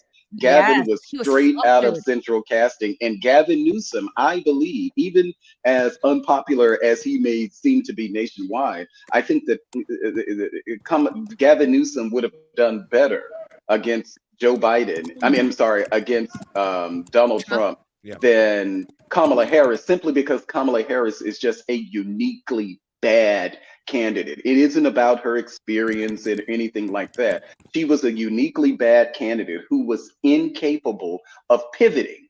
So when she began to sound like a robot, like they kept saying, okay, we want to know more about you. And she just kept, I believe in the aspirations. I believe in the, dreams and the aspirations of the American people. And it just became on a cycle, and she sounded robotic. So people did not know who Kamala Harris was, and they didn't have, to her credit, they didn't really have a long opportunity to know who she was. But I don't think that for Kamala Harris, like, this is it as far as her with politics. I don't think that there's, Pete Buttigieg.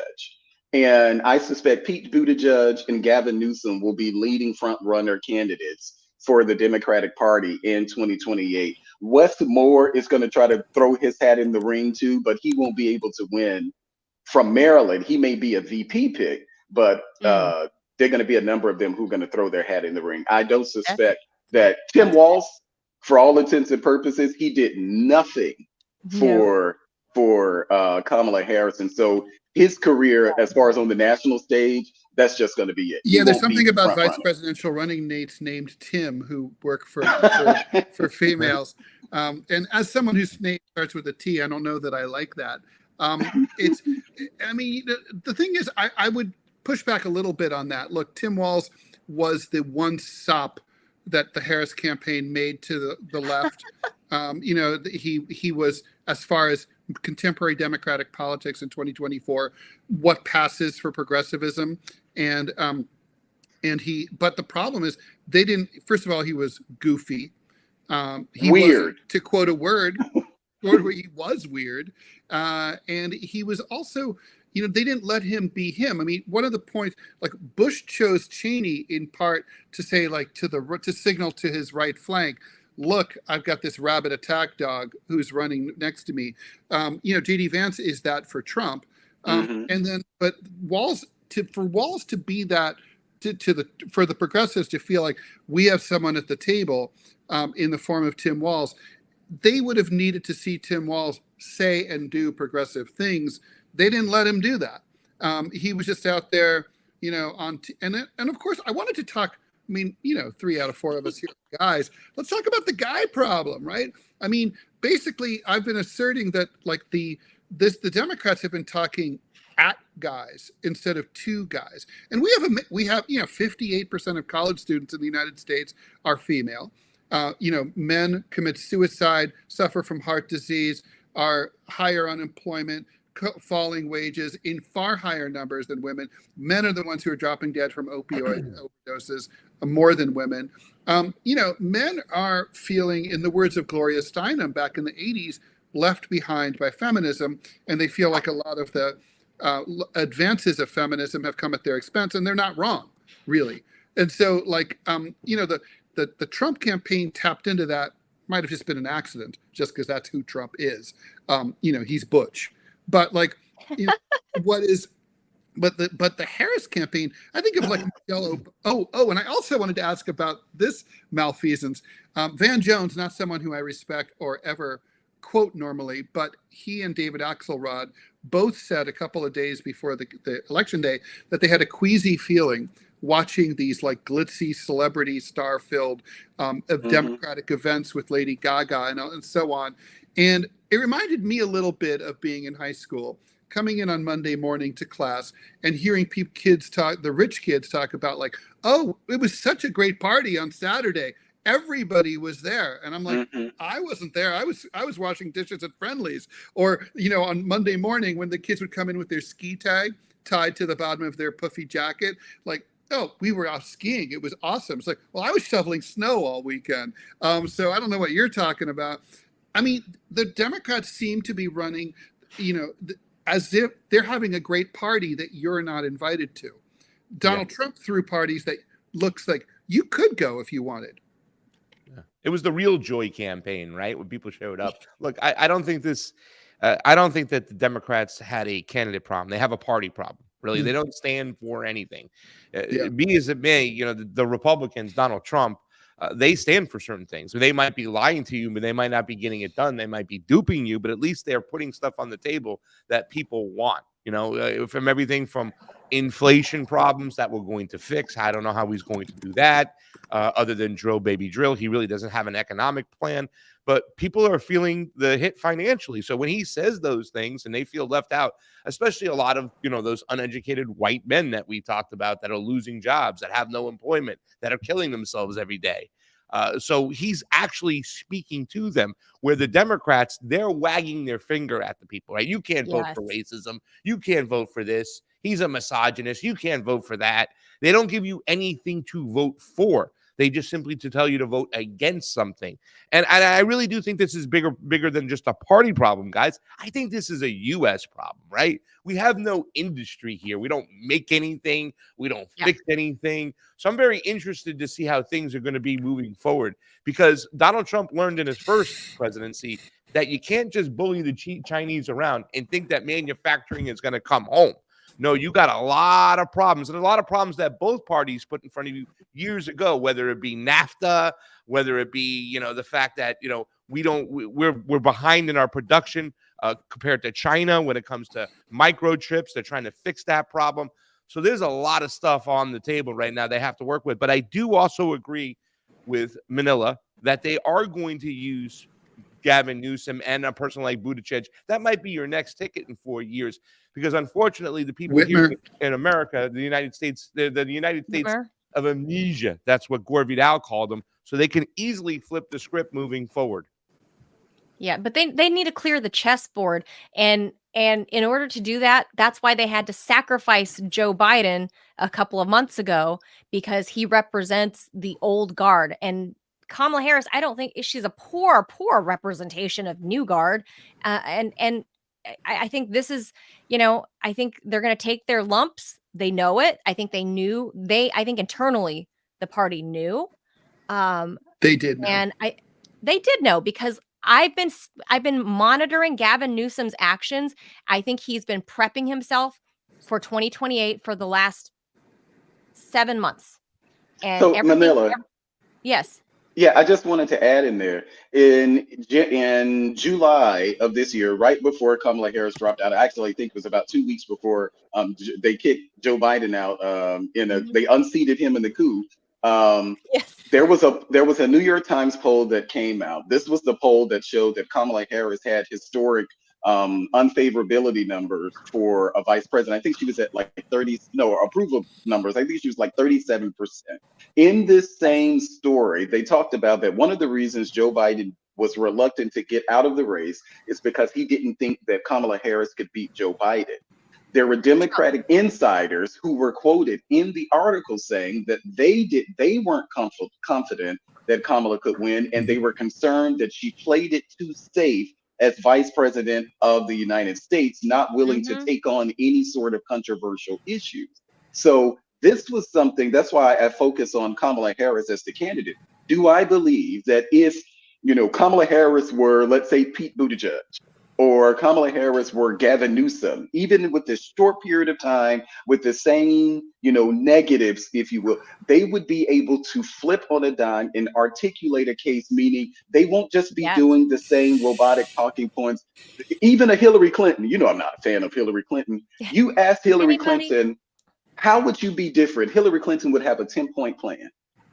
Now, it may not necessarily answer your question, but she seemed as if she was informed. And I think you didn't see enough of that for Kamala Harris, and it did not give voters confidence. What Democrats also did, and I'll end it on this, when they started attacking Black men, when Barack Obama when he was in Pennsylvania, and he made the statement about Kamala Harris that we need to support her because she's from our community, she went to our schools, and he's noticing this strain about, because he was talking specifically to the brothers, as he said, and he noticed this strain of sexism and misogyny. Well, the problem is that it didn't end with Barack Obama. You had person after person, public figure after public figure, celebrity after celebrity, talking about Black men and this assumption about Black men and Kamala Harris. And what we saw in Pennsylvania, Donald Trump in 2020 got 10% of the overall Black vote in Pennsylvania. He was up, 7% in Pennsylvania in 2020. He upped the overall percentage to 10%. But when it comes to Black men, in Pennsylvania, according to CNN exit polls, Donald Trump got 10% of the black male vote in 2020. He got 26 this time around. So Black MAGA is a thing. Black MAGA became a thing. and it may not, and it may But not. that wasn't That's not Black about MAGA. Trump. Like that's like it's not even. That's not about Trump. That It's is about turnout, enthusiasm. It's Yeah. about the a Democrats. rejection of the system. It was a Exactly. rejection of the Democratic Party, not so much being in love with Donald Trump. It was a Michelle Obama, rejection. who, you know, everyone talks about what a great political figure she is. I mean, she I gave never this said it. crazy speech where she was saying, like, you know, you guys, you don't know what it's like to be a woman. You owe us your Yes. support. And I was just thinking, like, you know what you sound like? You sound like everybody's first wife. And like, you know, Tad. and like, we hate you. And so I remember thinking I wouldn't vote against a woman because of a statement like that. But I know I it's not helping with guys. They needed to Oprah get did it someone who too. spoke fluent dude. That's and true. they don't have anyone. Oprah did it too. Remember, Oprah Yeah. came right up on what was that Sunday and said that, you know, it's possible that we may never ever get a chance to vote again. She didn't believe that. Give me a Like, break. it's such a ridiculous statement to say. Like, By the way, oh, if Can I say yeah, something and you though, know what? guys? I mean, I really think that we have to also point out that sometimes when you win, you lose, and sometimes when you lose, you win. And that is the case for the Democrats here because it's the only thing I think that is going to save their party. Now they can start their massive, you know, fundraising campaign Nope. with the TDS, and they can then again grift is rebrand with on. Gavin Newsom. You know, The grift The is on. grift. But I gotta say, the grift gets the money. you know, for the last, I don't know, 4 years, we've been hearing that the return of Donald Trump will hearken, you know, jackbooted thugs, you know, goose stepping through the streets. And so the Democrats, they never believed that. And you know how I can prove that?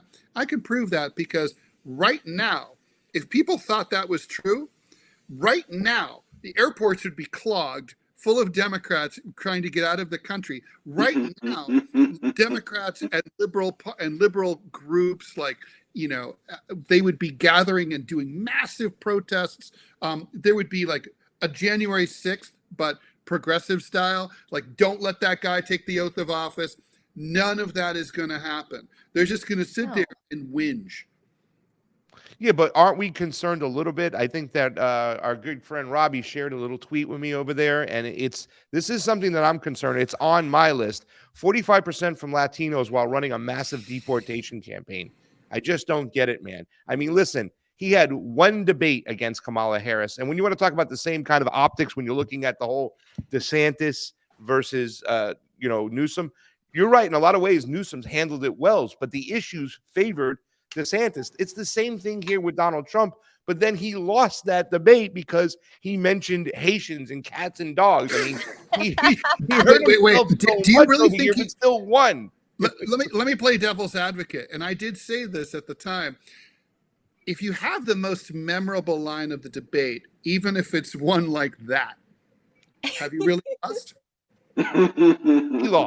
He lost. That debate really cost him a lot of things. I think a lot of people were upset, a lot of undecided voters, people who are independents, when they heard that there, and they didn't hear any mention of the deep state or the donors when he used to attack power. That was gone.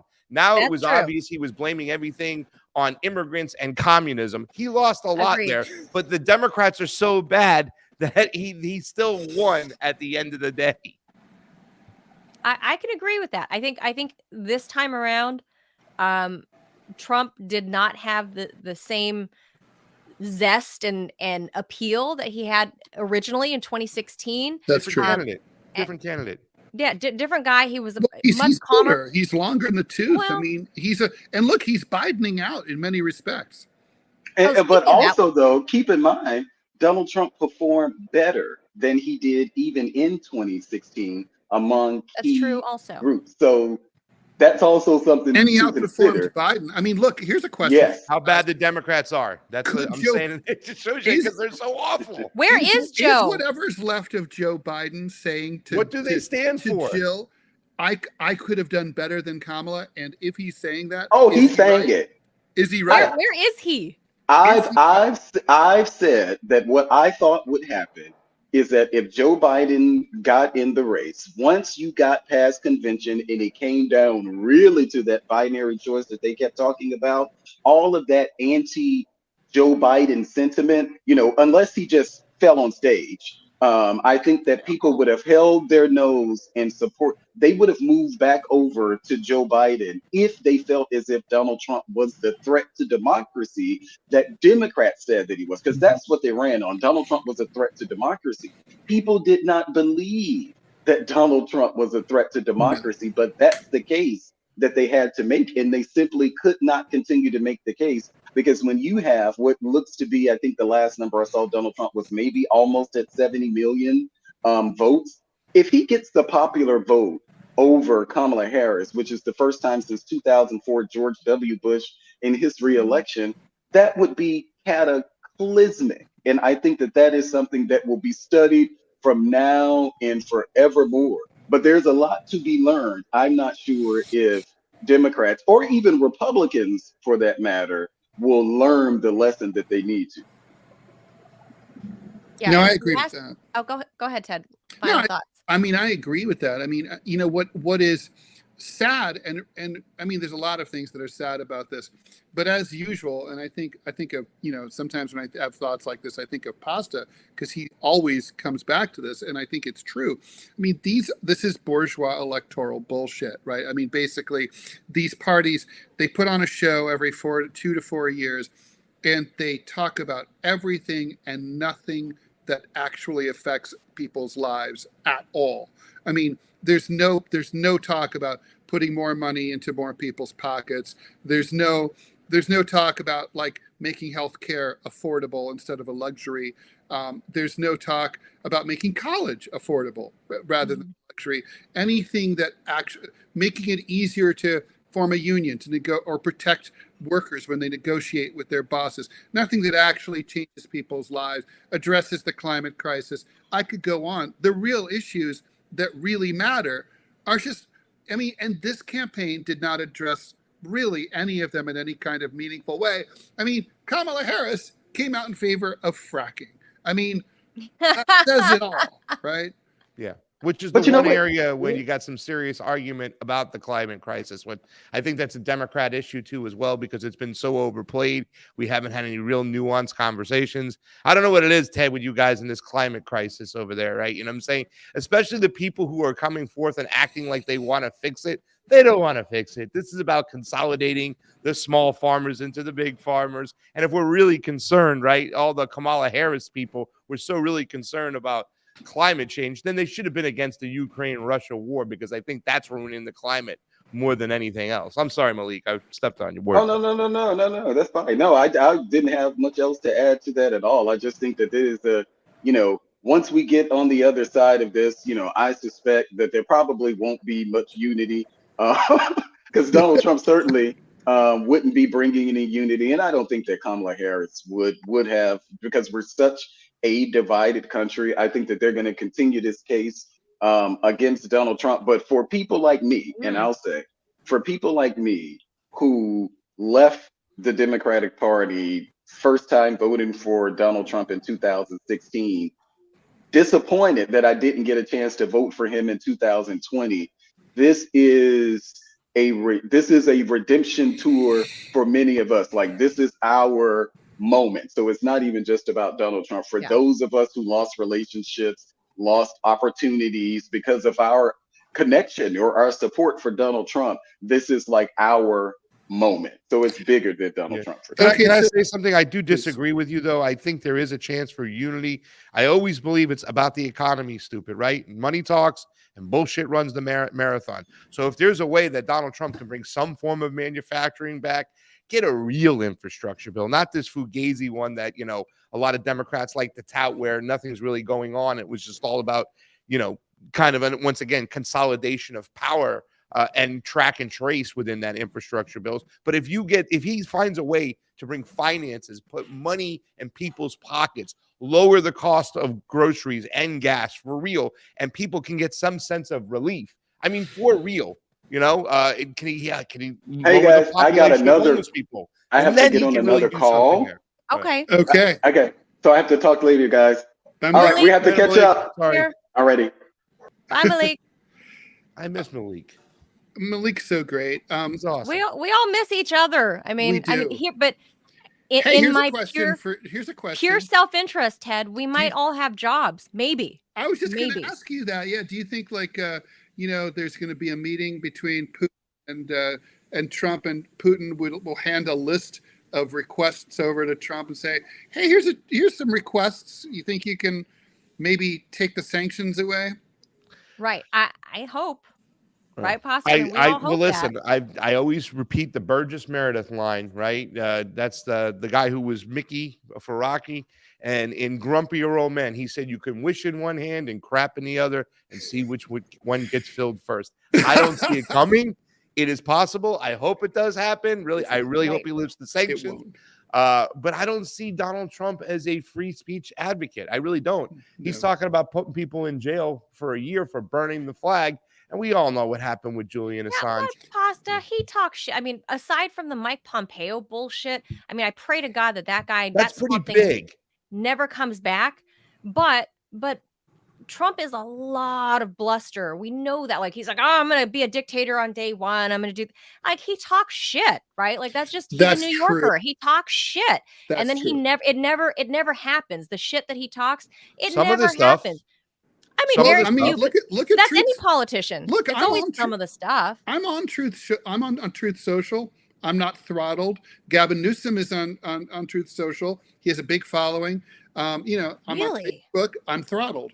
My show on Yeah. Sputnik canceled, throttled by the Biden White House. So I don't know. I mean, it does seem That's like, the only evidence I have is what the Democrats have done to me personally, and me, and have unemployed me and all of my friends. the right? guy, Like, the guy who fired me and smeared me at the LA Times, Clinton donor, Democrat, Austin Butner.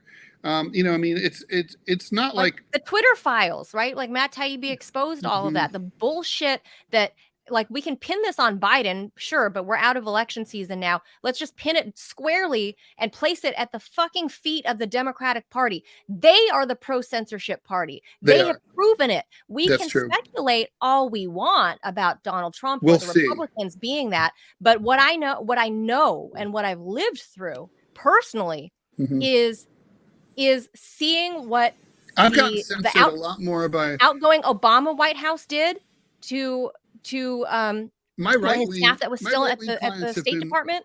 My right wing clients have been a lot less, much more solicitous about letting me express myself. Like editorial page of the Wall Street Journal. I can't get onto the editorial page of the New York Times.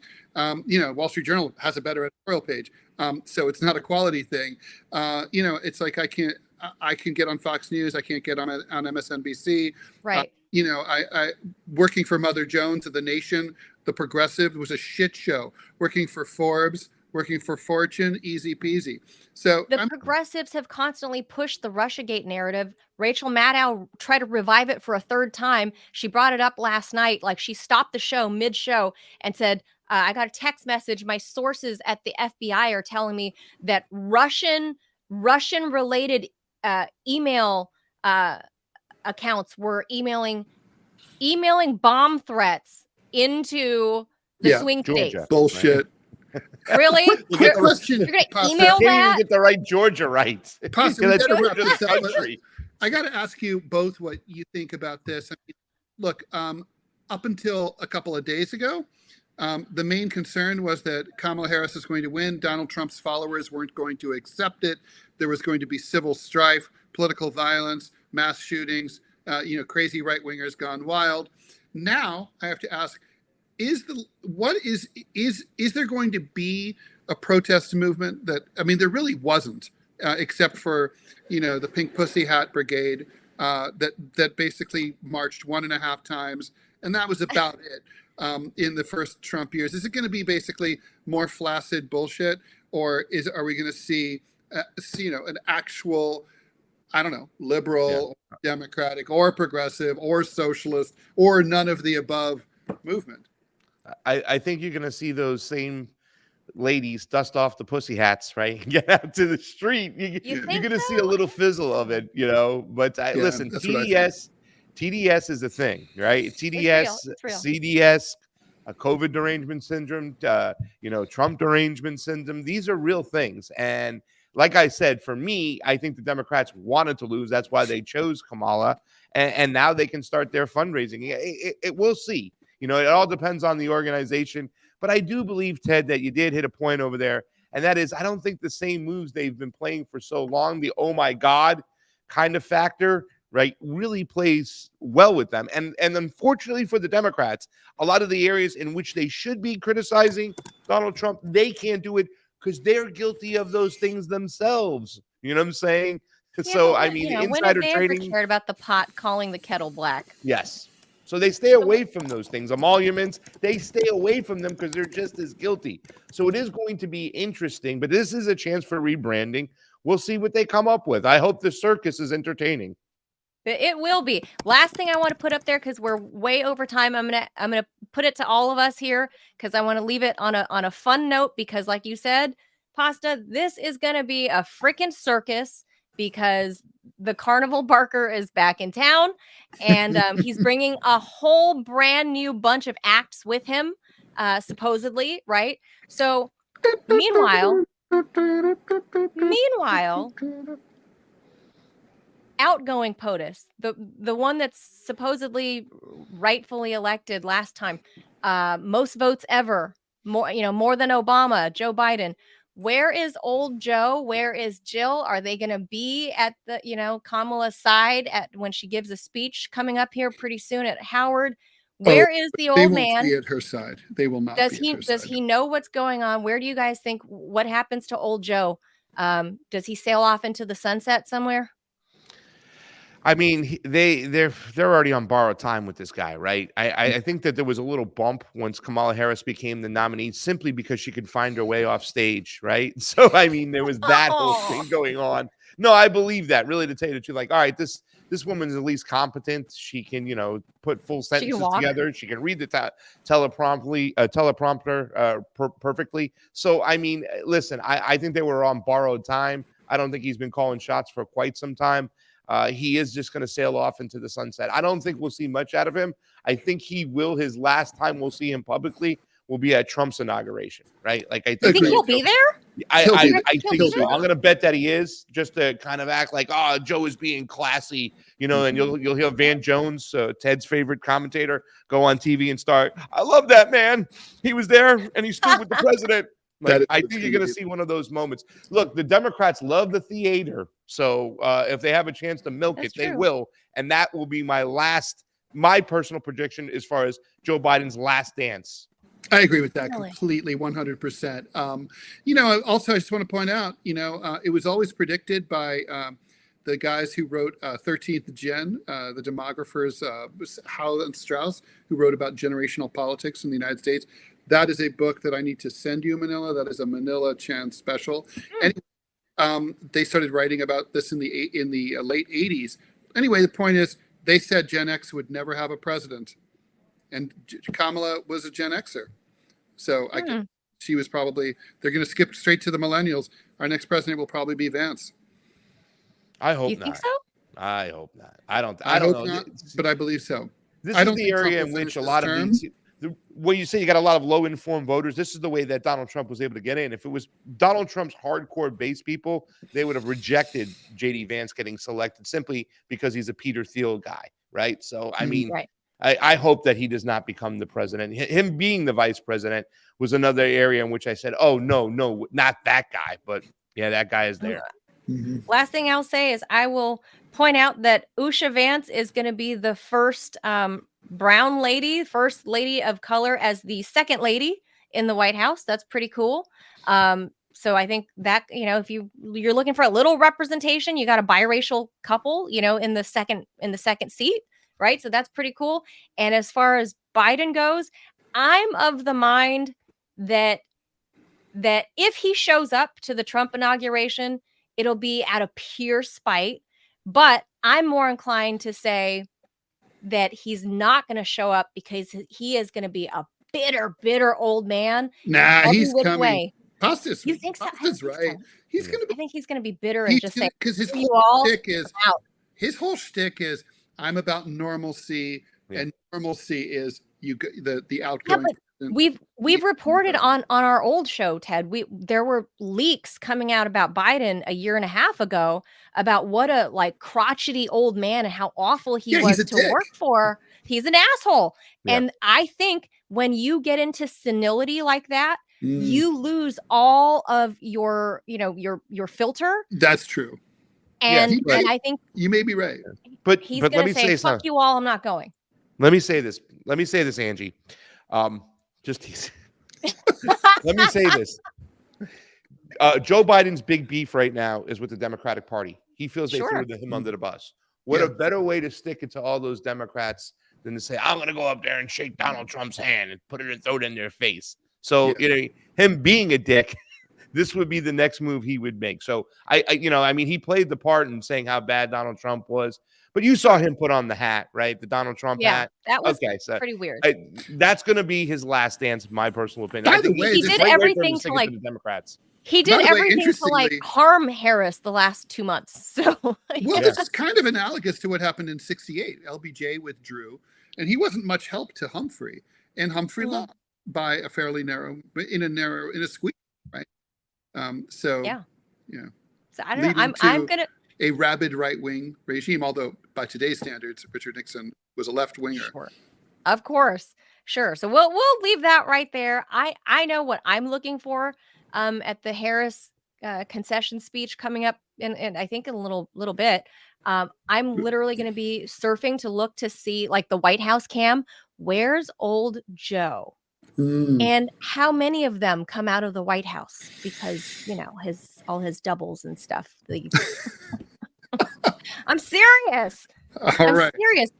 There was this one time that he came out like 3 feet taller than Jill Biden after it was a very strange, like That's it the was acid flashback. it That's was that little just globule. Like it's really weird. brain. Maybe It's- the double goes to the inauguration. We should wrap it up. I'm looking for Yeah. the next Trump speech when he addresses again. If he's going to do what he did when he won in 2016, he was very loving to Hillary Clinton and went from lock her up to she's a good woman, she's a civil servant, she's done well. So I'm looking for that. That's what I'm Because saying. I think He's Donald all- Trump is. See? Yeah. Yeah, See, it's not Trump is personal. bullshit. It's a lot of bluster. Yeah. Yeah. All right. All right. Bluster. Thanks, Pasta. We'll make that the last word. Thank you so much, Pasta. You guys go check out his show, Pasta to Go. And Pasta, you and Fee still do a show, yeah? Yes, we it's called Truth Wire. We did a very long stream yesterday. So go check out Truth Wire. It's the old convo couch. We're dancing around the Oh. censorship over here. We're trying our hardest. So let's see if Oh, Donald Trump okay. put his money where his mouth is. I'd like to see a full audit of YouTube, right? Like let's Okay. get a, Oh my let's see what's God. going on behind the curtain over there. Like a Twitter files for YouTube. I Oh my wouldn't God. mind. Yes. God, I But would with love source that. material, not just screenshots. Yep. Well, okay, fair enough. So you guys go support Pasta and Fee over there as well. Thank you so much for hanging out the whole time, Pasta. You are awesome. Thank you. Love you guys. Miss you. Bye. Talk to you Love soon. you. Bye. Bye. I think everybody's gonna know who that There she is. is. There she is. That is our buddy Angie Wong, the That is former so co-host funny. of the Final Congratulations, Countdown. Angie. Congrats to you and your team and the Trump people. Whether For people sure. are happy about that or not doesn't matter. You guys pulled You out earned it. just literally You were the biggest political comeback ever that the world has ever seen. Like That so, is so. No, I can't take credit for any of this, by the way. This was all Donald Trump. And, we played a very, very small role in his comeback. We knew it was coming. We're just the believers. We followed him all the way to the end of the rainbow. So you look, guys, you know this. Act 2 is now over, right? There's still Act 3 and Act 4 to go. I'm not sleeping until at least January 20th. There's still a lot more to this play. And so, I love it. I love your new show, by the way. Congratulations on Thank your new you. show. I love seeing your faces again. This is crazy. Like I'm having weird flashbacks. and It's now we're fun. all like unleashed. We're unleashed on this. Yeah, unleashed raw. Well, I was just surprised that you were cursing throughout the headlines. I was like, I can Well, curse I on mean, the show. Yeah, you can wait, please what is feel free. what You does don't Kamala have to. Harris It's say? not mandatory. We're unburdened. We're unburdened by Yes. whatever. We're so unburdened By by the what has FCC. been. The FCC, man, that thing needs a complete revamp. If anything, I was talking to my Trump friends and I said, get me in the FCC because we need to completely rip out that. Ooh. Yeah, I mean, you want to You don't think Project 25 me all day long, go for it. But we need to Lena clean that up. Khan, is she gonna, you think, I mean, she's been pretty fair. No? You think she's She's out? been pretty fair. I think she's been pretty much in an avoidance of any of her duties, right? I mean, unless you make a complaint, nothing happens. I Well, follow it lightly. I'm not really a big nerd on the FCC, but you know, it's a lot of these newer platforms, like the one we're on. It skirts the FCC altogether, right? So that's fine. We found a workaround, well, but it showed, right? This election cycle with Trump going on Rogan and like Theo Vaughn's podcast and all that stuff. It shows that mainstream media is dead because probably in large part because the FCC censors everything, all the truths and whatever. I mean, yeah, not to say that YouTube doesn't either, but the whole point is like mainstream media is dead and it's cemented. Trump did the right thing, the smart thing to go and talk to the people on like Rogan, talk to the biggest podcast in all of the world, whereas Harris hid away, kind of like the 2020 Biden campaign. yeah. What do you make of Elon Musk saying that we are the media? I mean, I saw it as a True. marketing ploy because, you know, obviously X is now on your TV screens, right? Mm. So he needs content. I haven't But seen that yet. yeah, yeah, yeah. You can see I've X seen that. shows. There's a Hmm. movie, there's a Trump movie, and Christopher Martini is going to kill me because I can't remember the name of his film. I think it's called The Man We Don't Know or something like that. Hmm. Oops. Anyway, it's streaming on XTV because they need content and they're willing to push the kind of more conservative, right-leaning content. So, but look, Elon Musk said we are the media. I don't know. Are we the media? Yeah. Because I'm laughing. I think Elon Musk is correct. You know, it's the media is now. It is literally we've achieved the promise of the internet was the interconnectivity that was we were supposed to all be instantaneously connectable in as frictionless a way as possible, and there were bumps along the way, but I think we're there now. I mean, you know, Yeah. we could literally like one of us could now be in Kabul, and we could have the same quality of conversation and connection and again for free, right? I mean, Yeah. like think about. I mean, I'm old enough to remember that calling from Dayton to Cincinnati, which was in the same area code, 513, was a long. They called it like a short-term, long-term distance call, and you had to pay an extra fee to call from your landline within the same remember area those. code if it was a little far away, and so it was just like. I mean, just think about like how you can now have a device that's $60 a month and you can call anywhere in the world and it's included. I mean, you know, I used to pay $200 a month in college for my long distance phone bill to call my girlfriend yeah. at the state, you know? Oh, that's so sweet. Yeah, No, well, I it was had those dumb. I too. should have dated locally. Yeah. Did it pay off, Ted? Not really. No, not really. Not in dividends.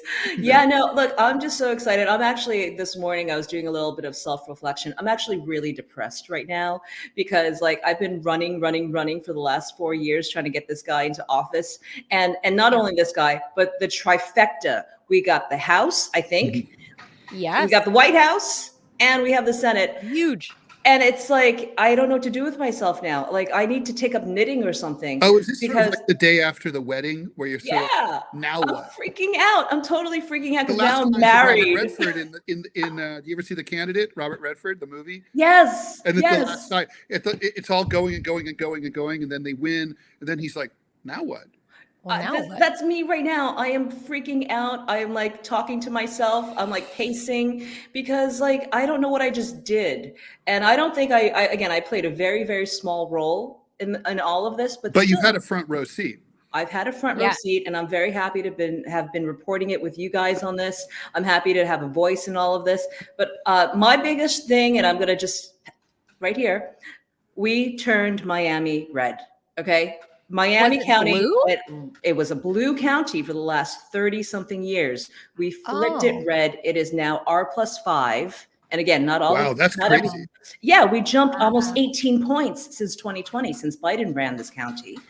Wow. So we're going to keep, now we know the formula. We know how to do it. Do you think that formula can be replicated in other major cities, like Chicago or New York? Funny enough, I got phone calls about that last week about how we did that. We're going block by block, street by street. We need a lot of Cuban Americans is really what it is. We need a lot of people who come from kind of like communist countries Right. to flip it. They don't want to see any of the stuff on where they're living now, where they've invested. So Miami's their lives. unique that way, kind of. It is. It's very, very unique. We heavily leaned on Cuban Americans and South Americans, and that is, 63% of Miami, right? So We saw, Angie, I mean, 45% of Latinos broke for Trump. Amazing. Absolutely amazing. Isn't that crazy? That's a big, Like, it's a big story. Because I mean, I remember we've all been following the Latino vote story for decades. And the Wild. assumption was always struck me as a little bit flawed. The assumption was always like, oh, because you have light brown skin, because you're Latino, and you're here and you're a U.S. citizen, you sympathize automatically with everyone else who is Latino, who is interested in coming across the border, whether legally or illegally. And like, I don't know that follows logically. I mean, I think most people, this is a country of immigrants. I think most people, they kick the dirt of the home country off their shoes when they arrive, and then they Americanize. And certainly by second generation, those kids are 100% American. And they're not, thinking about like, oh, like these people are like my parents or grandparents were 80 years ago or 50 years ago. They're not thinking that way. I mean, Latinos are predominantly Catholic. They're conservative, family values, super important. There's a certain machismo, in a lot of Latin culture. I don't think Democrats really ever understood that. No, and they try to jam it through. And, so we have a really interesting problem, right? We have over 10 million Latinos who just walked across the border, right? And it's like, wow, you guys really played the short game on that one. We're going to now flip them because they did come with those values. A lot of them came with like values that they want to change, of course, but I think that's where the Republican Party can really, really grow and expand, is to grab those guys. You deport them all. Well, I know that is the Trump way, isn't it? Is going to do, right? I mean, how seriously should we take that? Or if they become card-holding members of the Republican Party, they can stay. How about that? Oh, wow. Yeah. Like they'll be arrested by Trump's goons. Like, okay, so we're giving you a choice here. One-way ticket out, or that's join the party. I mean, I feel like that's what the Democrats were banking on, right? With like the vast numbers of immigration, whether legal or illegal. But now that we're here, I mean, the transition team, and by transition we mean like not gender. So Biden calls Trump before Harris does and says, okay, come to the White House. Let's do this transition thing. Let's hold hands, kumbaya. That's my read, because I think Biden is salty at his own party and at Kamala Harris for them booting him off, because, he didn't go down without a fight within his own party, because he was saying, no, she can't beat Trump. I can beat Trump. And I guess this is a big I told you so for Biden. Yeah, so, Biden. He did outperform her. He did 100%. In fact, she lost at sometimes double digits in the counties that he won in back in 2020. So she was a complete disaster. Joe Biden went dark MAGA. He went total dark MAGA on us the final weeks of the election. And I think that old man knows exactly what he's doing. I don't think he was just playing around doing goofs and whatnot. I think he knew exactly what was going to tank her. And now, what's happened? Do you think the garbage remark was one of them?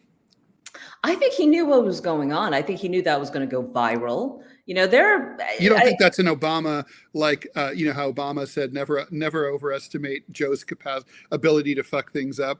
Yeah, he totally fucked things up there. It was the best. That was deliberate. I think so, because the next thing you know, within 24 hours, Trump is in a dumpster truck. Okay. So it's the best. I mean, look, that was politics, retail politics at its best. We're not going to see showmanship like that ever again. Angie, what do you make of the fact that, like, okay, so they say that, defeat is an orphan and victory has 1,000 followers. How do you make well, what do you make of like the liberal media coverage in places like the New York Times, where now it's like basically they're trying to like acknowledge the genius of Trump as a campaigner, the genius of like moves like this, the showmanship, the stagecraft, and up until Tuesday, they were talking about how incredibly degenerate and maniac Right. and insane and crazy and doomed all these things were. Now they're like, oh, well, anyone could plainly see it coming. Yeah, no, now they got to do an about face. Look, it is what it is. They know who the winner is. They know who they have to cover for the next 4 years, right? So true. So you So might true. gain some White House access, right? You need that to just do your job properly. I think, yeah, Jeff Bezos saw the micro data coming in and said, no way are we going to be endorsing Kamala Harris. He knew. And again, all these tech guys, they have the micro data that point to a winner even months ago. They do. All of them. Yeah, because this was a pretty sizable margin. I mean, Yeah. Look, it's not like 60-40, but we don't really do that in this country anymore. But in this day and age, in the modern era, since 1996, 3.5% is a comfortable popular vote margin. Yes. Especially when the morning of the election, the Real Clear Politics average had Harris up by 0.4. Yeah. Oh, is that right? Yeah. I didn't know that. I have been wrong. I mean, I was following the campaign trail in 2016. I actually got to experience first wave MAGA, and that's when I went around telling everybody, no, this is what the polls are saying is wrong. And I vibed that this time because I obviously was not on the trail, but the polls kept telling me it's neck and neck. And here he wins both electoral and popular vote. Like nobody saw that coming. Nobody saw that he was going to be competitive in my county, in Fairfax County. What that shows me is soccer moms, suburban soccer moms like me. And I said this on the show the other day, right, Ted, on yesterday, that when I went to my polling place, I'm going to imply, and you can make of it what you will. The polling place looked different. There was a different batch of voters that I don't traditionally see. And I'm somebody that votes in the midterms and everything. And suddenly I saw within my county, in Fairfax County, Trump was freaking Trump is a populist like Bernie Sanders. And those are the two major political figures in recent years who understand that in a country where in a presidential election, a decent turnout is considered 55%, for those 45% of registered voters who don't show up, someone could go out there and get them to show up. And on top of that, there's people who are not registered. You could register and get them to come too. Trump understood that. I'll tell you, he was more successful than Bernie at it. But that's what this is all about. This is about bringing out new voters. I've never seen this many middle-aged soccer moms that were like me, of every ethnicity, at my polling place here in Fairfax County, and this many of us. And I went around lunchtime by chance. I'm telling you, it looked different. And then by the nighttime, when they were zeroing in on different counties in Virginia, Glenn Youngkin spoke. I could not believe that there was a sizable voting block shift of women, middle-aged, suburban moms like me in Fairfax County that broke for Trump. Really? Yeah. Wow. I was shocked. But there's also what's crazy, and I voted for Trump. I don't know if we're ever I don't know if you got to see internals, Angie, but I mean, I am dying to know if there was any kind of substantial progressive vote for an anger vote for Trump. I personally know a lot of lefties who voted for Donald Trump, more than voted for Jill Stein. Like progressives who were literally like, they hate Harris so much on Gaza that they were like, I'm not only going to deny my vote to her, I'm going to vote for Trump because I want to stick it to her hard. Ah. And I'm talking about like, women, I mean, like socialists, like real lefties. And I just wonder if that's just my weird circle of friends, or if that's a factor, because that did happen in 2016 and 2020, where like former Bernie Sanders supporters, some of them did vote for Trump. Yeah, no, absolutely. I can, without seeing internals, I saw that happening in places like Vermont and New Hampshire. And I was hearing about it. Now I don't have internals to back it up with numbers just yet. I'll do an autopsy when I get some sleep. But it certainly, we saw that happening in New York. The New York Post just put out a story on how borough by borough, Trump went up sometimes 21%. We're talking in the Bronx, we're talking about in Queens. He gained a lot. And you better believe they're not Republicans. They were not traditional Republicans. That was the problem. Kamala Harris's closing message was just abortion and I hate Donald Trump. That's not enough to convince Americans right now to vote for any candidate. And I love Liz Cheney. And I love, that's just weird. And her brown suits. I don't get the brown suits thing. They were all wearing weird brown suits. Did you see that? Aubergine. Yeah, but that's not a power color. It's just like it's brown. It's a poo color. It's a poo color. Right. So I don't know who advised that. But okay. So aside, but Trump's closing message really was just like everyday American stuff. Your eggs are $1 each now, right? Your gas tank, if you leave the gas pumps for less than $55, you're lucky. True. Right? And I drive a Mini. And Ted, I've been using a quote everywhere that I heard you say once, and it just stuck in my mind. Trump voters were rage voting. Mm-hmm. We could not wait to get to the polls. The very first day of early voting here in Miami, I was there at 6:59 with my coffee and my cafecitos. They were rage voting. They were just like, get me in chomping there. At the bit. Yeah. And I think fundamentally, look, obviously, and this is going to be analyzed for weeks, months, and years to come, right? And it should be. But like one of the, I think one of the big mistakes the Democrats made is failing to understand the anger of the voters, and not just Republican voters. There's people don't want to hear, they don't want joy when they can't pay the rent. They don't want laughing and cackling. Yeah. They're worried about sending their kids to college. And they're worried about food prices. They don't want to see wild parties with Lady Gaga and Bruce Springsteen that they're not invited to, and it's all flashy and like, well, I'm glad you're having a good time, because out here we're not. Like, our town has been devastated. Yeah. Trump's message, was denigrated by the mainstream media as dark and apocalyptic, but it was closer to how the people were feeling than this, like, and I think in the end, the Kamala Harris message was, I want to protect American institutions, and American institutions are not serving the public very well. I mean, anybody who's ever been, like, say, in the courts has been screwed over by the courts. Anybody who's ever, we're not out to protect. We're not interested in keeping the IRS the way it is.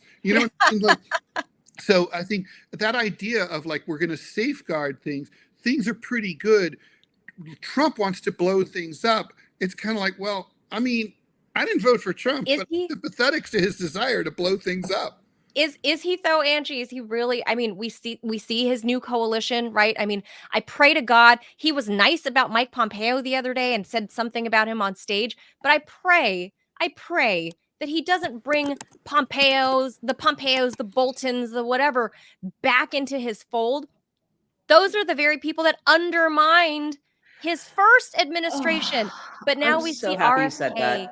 We see Tulsi, we see other people like the Casey and Callie Means, people that are out of nowhere. Some of them, like RFK Jr., nobody saw that coming. Like, what the hell?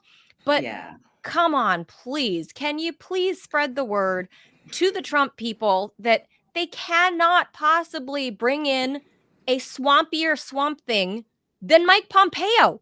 Like, I gotta please tell keep that you, guy away. this is why I am so depressed right now. I am really depressed because I was at the Trump watch party the other night, and who did I see running through? All the swamp monsters. And I said, did I really All just looking for work. Right. Did I really just get you back into power? Because I thought you guys were gone.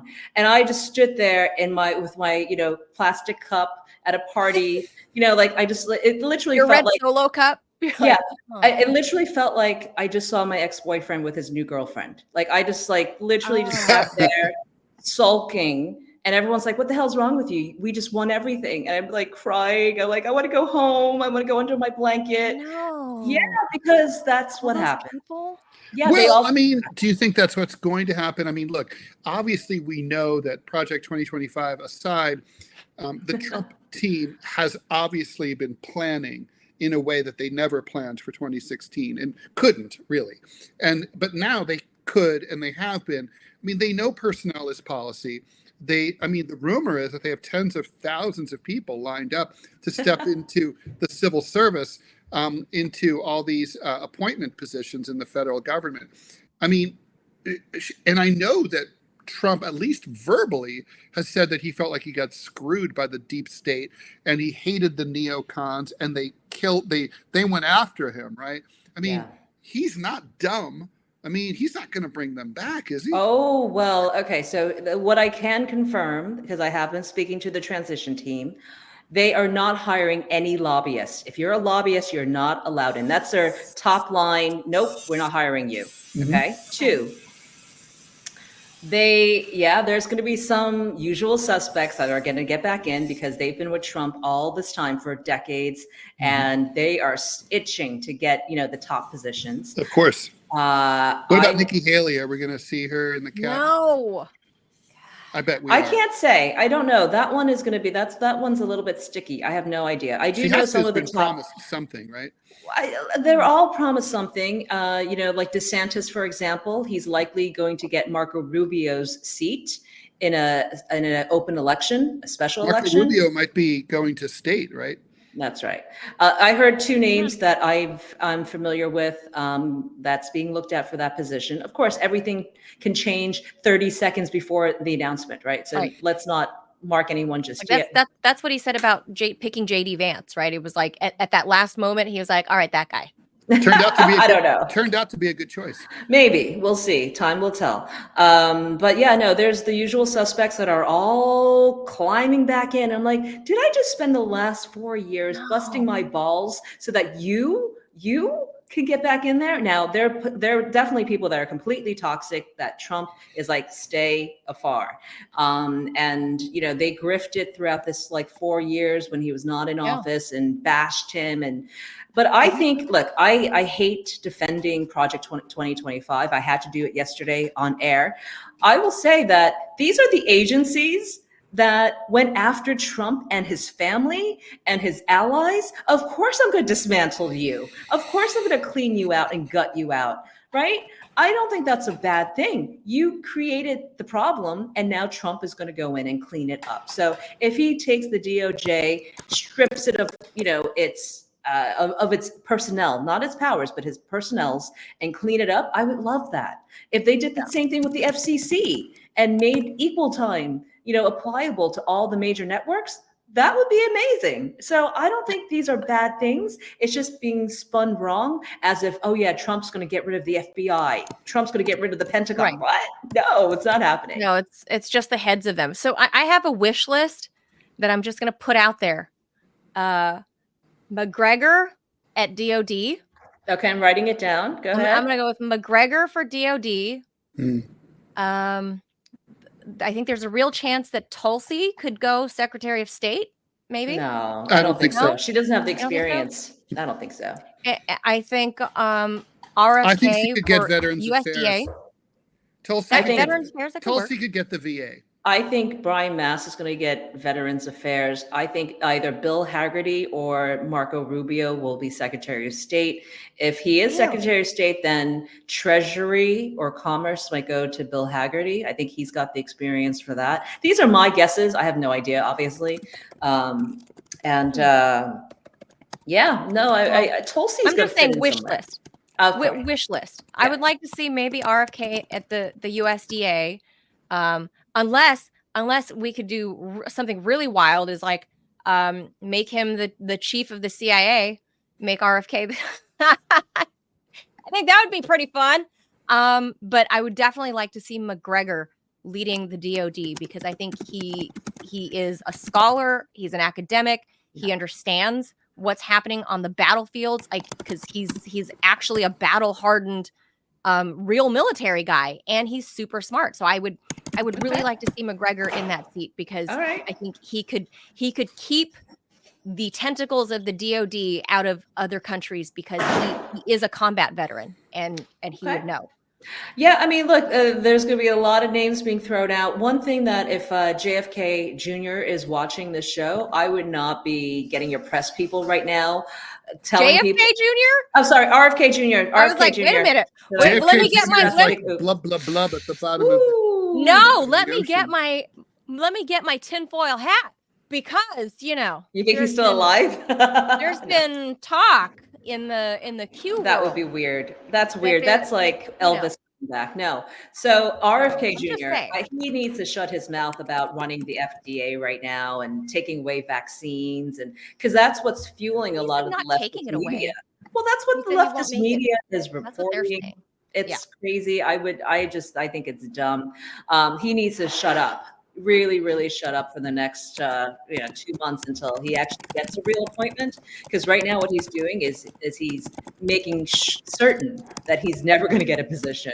So if he is going to run the No. FDA or do any sort of anything involving pharmaceuticals and whatnot, I'm looking forward to it. I don't love his ideas. I gotta tell you, it's a little bit too California for me, and not in the right way. I mean, I think not all vaccinations are terrible. I don't, but I get it. Big pharma is a big issue. So I will have to do something about it. But look, it's too much change all at once. I don't know if Americans can take it either. And I hope that we don't get punished in the midterms after all these massive gains, because too much has been shoved down the throat on the other What are you direction. most worried about? Like, what kind of MAGA agenda items do you think might be difficult? Might spark a rebellion, or what's the word I'm looking for? Backlash against.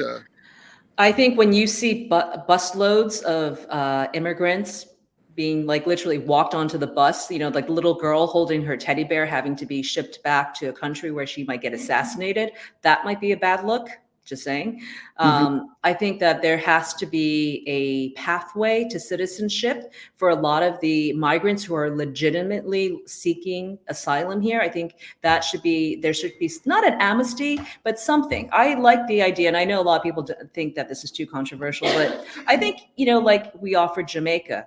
If you're willing to serve in our military for 4 to 8 years, I forget what it is, then guess what? If you are, sworn to our military and you can provide and protect us, then we will offer you a pathway to citizenship, even if you're here illegally. I think there Listen has to be here. Because that's something not like what that. Trump has promised, obviously. Oh, no, this is Angie Wong's idea. This is Right. not Trump world idea. But I'm just saying, how can you possibly ship back 14 million people at this point? You Hey, can't.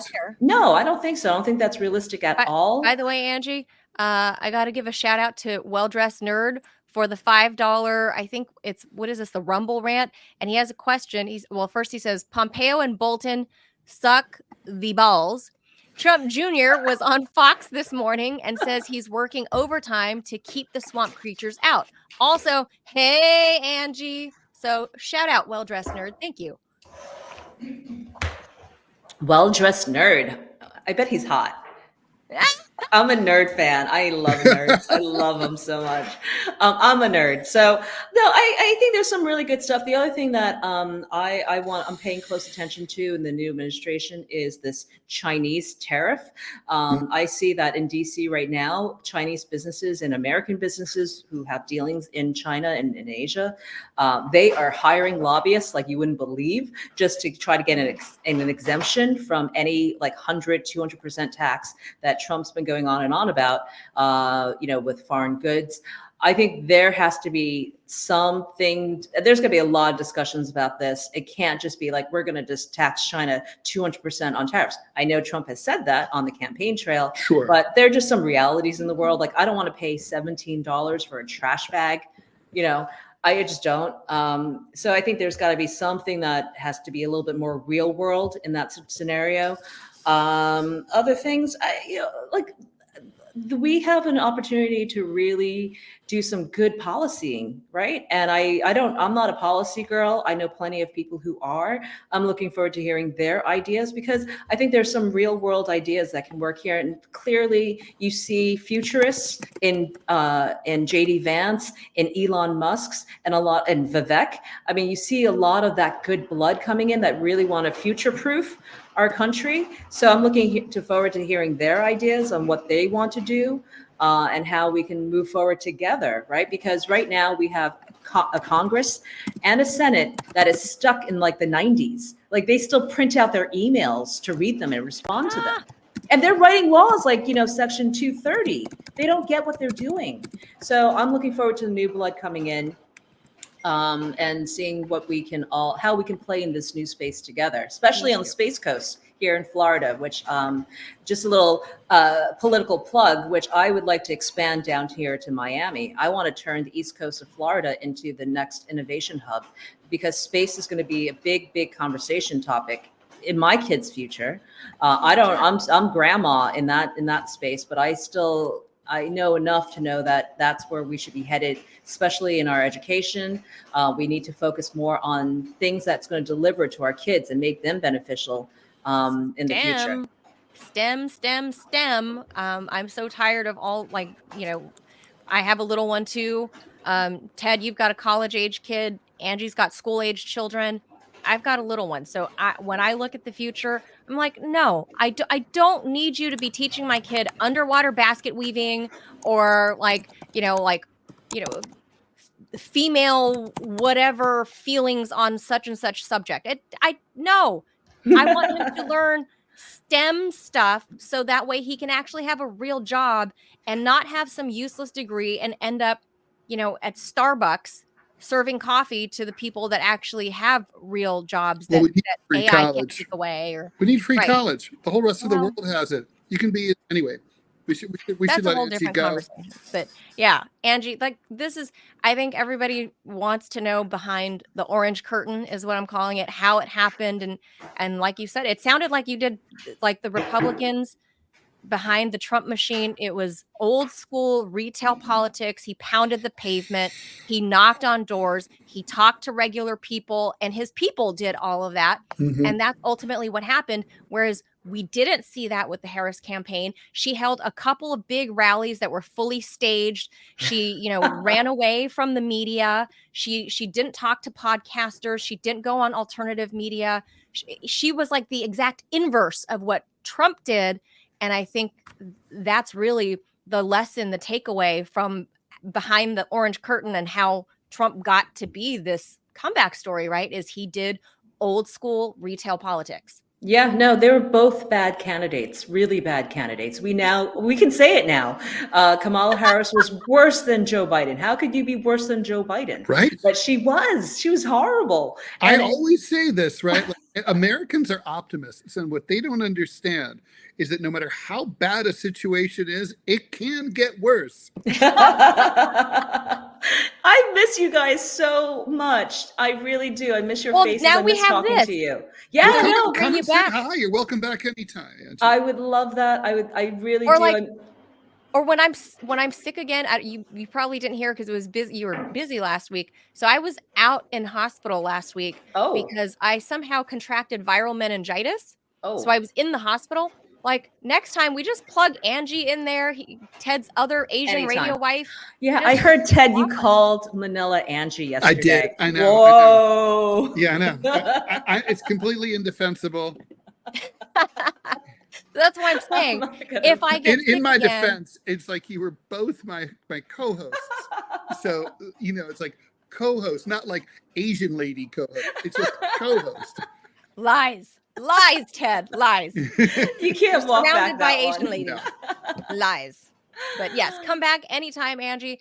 Go, please get some rest, because you're not only, like working all this political stuff, but I mean, you're a friend, obviously, and you're doing this. And we know you're a wife and mother, and you have all your other. Ooh, yeah, I gotta do uh, some family time after this. I'm gonna take a little time off. But no, thank you for having me on, and get me back on often. I miss you guys and I love you guys.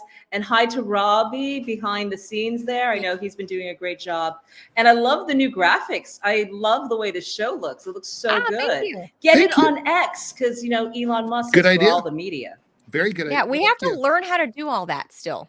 So No, we're we can link through X. Yeah, that's easy. We'll talk about this. Yeah, we'll talk about it Ah. offline. All right, Okay. guys, Yeah. thank you again for having me Thank on. you, Angie. We'll All right, see you have a again great- soon. Have a great Bye, show, Angie. guys. Bye. So bad. Okay. Anyway, so obviously, it's on Tuesday. The election left Democrats trying to figure out exactly why what happened. Yesterday, we had a conservative on to talk about it. Former co-host Angie Wong of the Final Countdown. Today, we bring in someone from the left side of the aisle.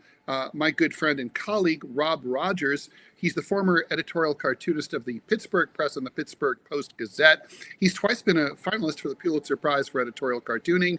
He was fired really famously in a national profile, we'll talk about that, in a very high-profile firing from the Post-Gazette in 2018 at the height of the Trump administration, because his editorial cartoons were critical of President Donald Trump. The publisher didn't like that, new publisher. In 2021, Rogers was awarded the Herb Block Prize by the Herb Block Foundation, something that I will never get, unlike the Pulitzer finalist thing. But anyway, thank you for joining us, Rob Rogers. Thank you. It's great to be here. Can you hear me okay? You sound Yes. good. Okay, great. You sound very good. Ted, don't worry. You'll get it someday. I'm sure. Well, I mean, I don't want it posthumously, But well, that's the way it feels like with the Pulitzer now for all of us, because it's been changed to a category that doesn't even include editorial cartooning in the title. So I don't know. It's sort of along with all of the newspapers that have dropped cartoonists, and it's just it's sort of a sad what's happening to our profession. But anyway. Yeah, no, it is, and I know that we texted very briefly before the show, and knowing you as I do, I'm not at all surprised that you're feeling bleak, dark about the election results.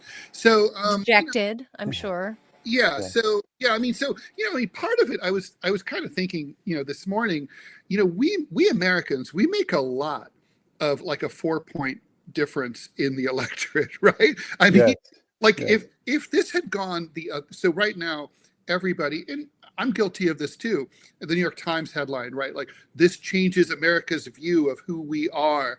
And a lot of, there's a lot of self-flagellation by some liberal commentators and Democrats. Bernie Sanders said, he pretty much like, I'm done with the Democrats. We have to start over, burn the whole thing down. Of course, he was reelected to a 6-year term, and he's 83 years old. So he gives no shits anymore.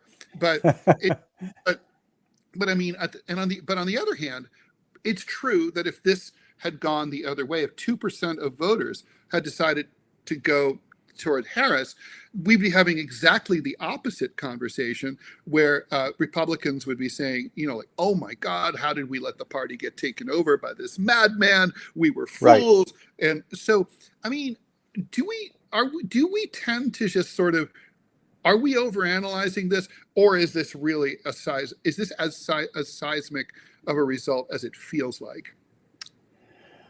Well, I think it is seismic, but I think it's also part of what I think happened was that Biden was unpopular. He waited too long to get out. Harris only had about 3 months to put on a campaign, and nobody can do that. I mean, that's impossible. All of that. But then on the other side, you have, I think what happened was, it always is about the economy. That's been proven. And so people are going to, vote their pocketbook. But I do think that there is this weird I think we live in a country that sadly is somewhat, misogynistic, sexist, racist. And I think that has to be, factored in. I think that's part of the problem. And it doesn't really leave Democrats with much room to do anything, because, I mean, what are we going to do? We're going to go to the even further to the right than she was trying to do. I mean, she was trying to sort of go to the middle a little bit to the left of Biden, but still stay in that middle zone so she could, appeal to the, middle class Americans. And I just think that it's kind of ridiculous to think that we're suddenly going to go all MAGA to the right to get those voters back. I think something is happening to the country that we're just not seeing, and it may take some sort of monumental shift or downturn in the economy, or in going to war or something that wakes people up to the fact that this is not the right track. Whether you agreed with all of Biden's policies or Harris's policies, the idea that we just suddenly elected a guy who wants to be a fascist and has said so on many occasions, and all of the things he's promising to do are those of a fascist. And I just think that it's going to be a very dangerous time right now, and it'll be, it's too soon to make predictions. Well, I guess you can make predictions, but that's what we're here for. It's too soon to know how far he will actually go with all of his all of his retribution, as you put it. As you put it, you said that about Israel, but it's also true about Trump. I mean, that's what he wants to do. So yeah, I think, but as far as the Democratic Party, I don't know what the answer is. I mean, there's been a lot of this, Monday morning quarterbacking, and people are saying, well, it all started, I heard one guy say, well, it all started when Biden was in that debate and he said, I'm going to pick a woman, an African-American woman for my vice president. And people said he boxed himself in at that point. And I agree with that. And then it's all downhill from there. I think what probably would have been the solution, and again, this is Monday morning, but he should have gotten out. He should have said, as soon as he was, elected, or 2 years in, he should have said, I'm not running again. Like what's his name did. I'm blanking on his name. LBJ. LBJ. Thank you. Yeah. Like he did. And just say, let's start the process. And then it would have been a more organic process. You would have gotten to know people. A campaign would have happened. You would have had a primary. You would have had different candidates running.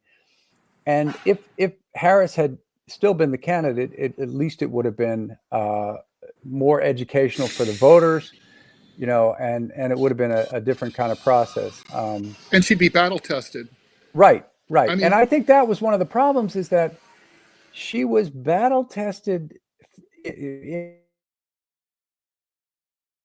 but then as far as a presidential run, she wasn't, because she got out early.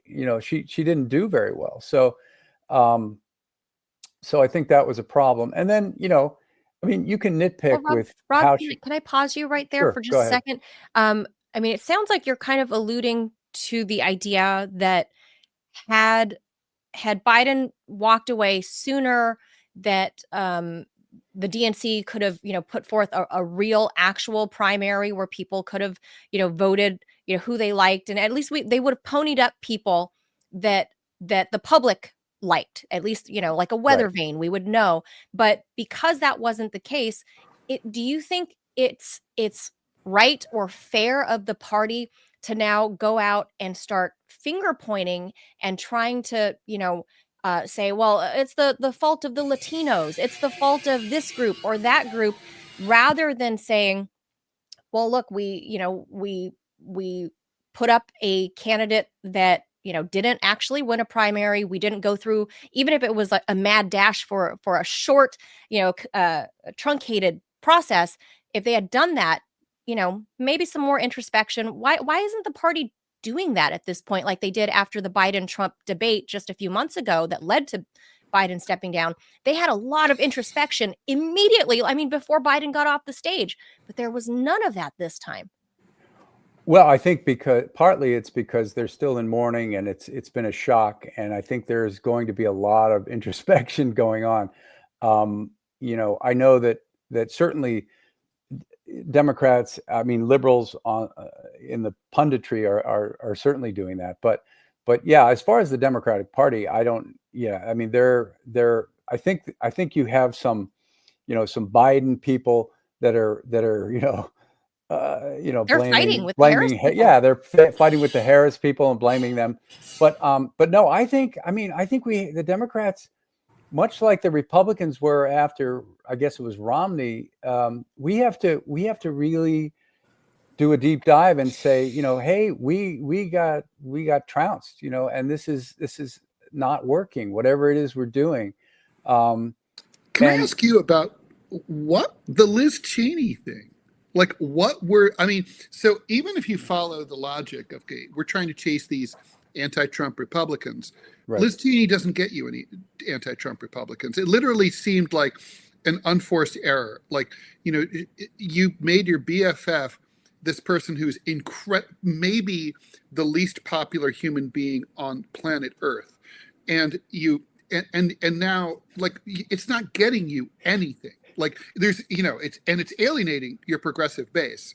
We now know that between 10 and 15 million progressive voters they sat on the go. Yeah. Deliberately, people who normally vote. That's amazing to me. I mean, Hillary Clinton lost because between 3 and 4 million progressive voters didn't show up for her. This is many factors worse. I mean, and this campaign really seemed to run. I mean, it's so parallel to Hillary Clinton. And I know that Kamala had Hillary on speed dial throughout the entire process. I don't know why, considering that Hillary lost. I'd have Obama on speed dial if it were me. But, it's what? I mean, they were chasing a chimera, right? I mean, there aren't anti-Trump Republicans anymore. I don't think that's true. I mean, I think you're saying they don't call themselves Republicans anymore. Is that what you're saying? Well, I'm just saying anti-Trump Republicans don't vote. They're still not going to vote Democratic. They're culturally Republican, so they'd rather not vote at all than vote for Harris. And I don't want to, by the way, I don't want to gloss over what you said about sexism and misogyny. I always think about Barbara Jordan, the late great congresswoman from Texas who made herself famous during the Watergate hearings. She was Black, and she always said it was much harder to be a woman candidate than to be a Black candidate in the United States.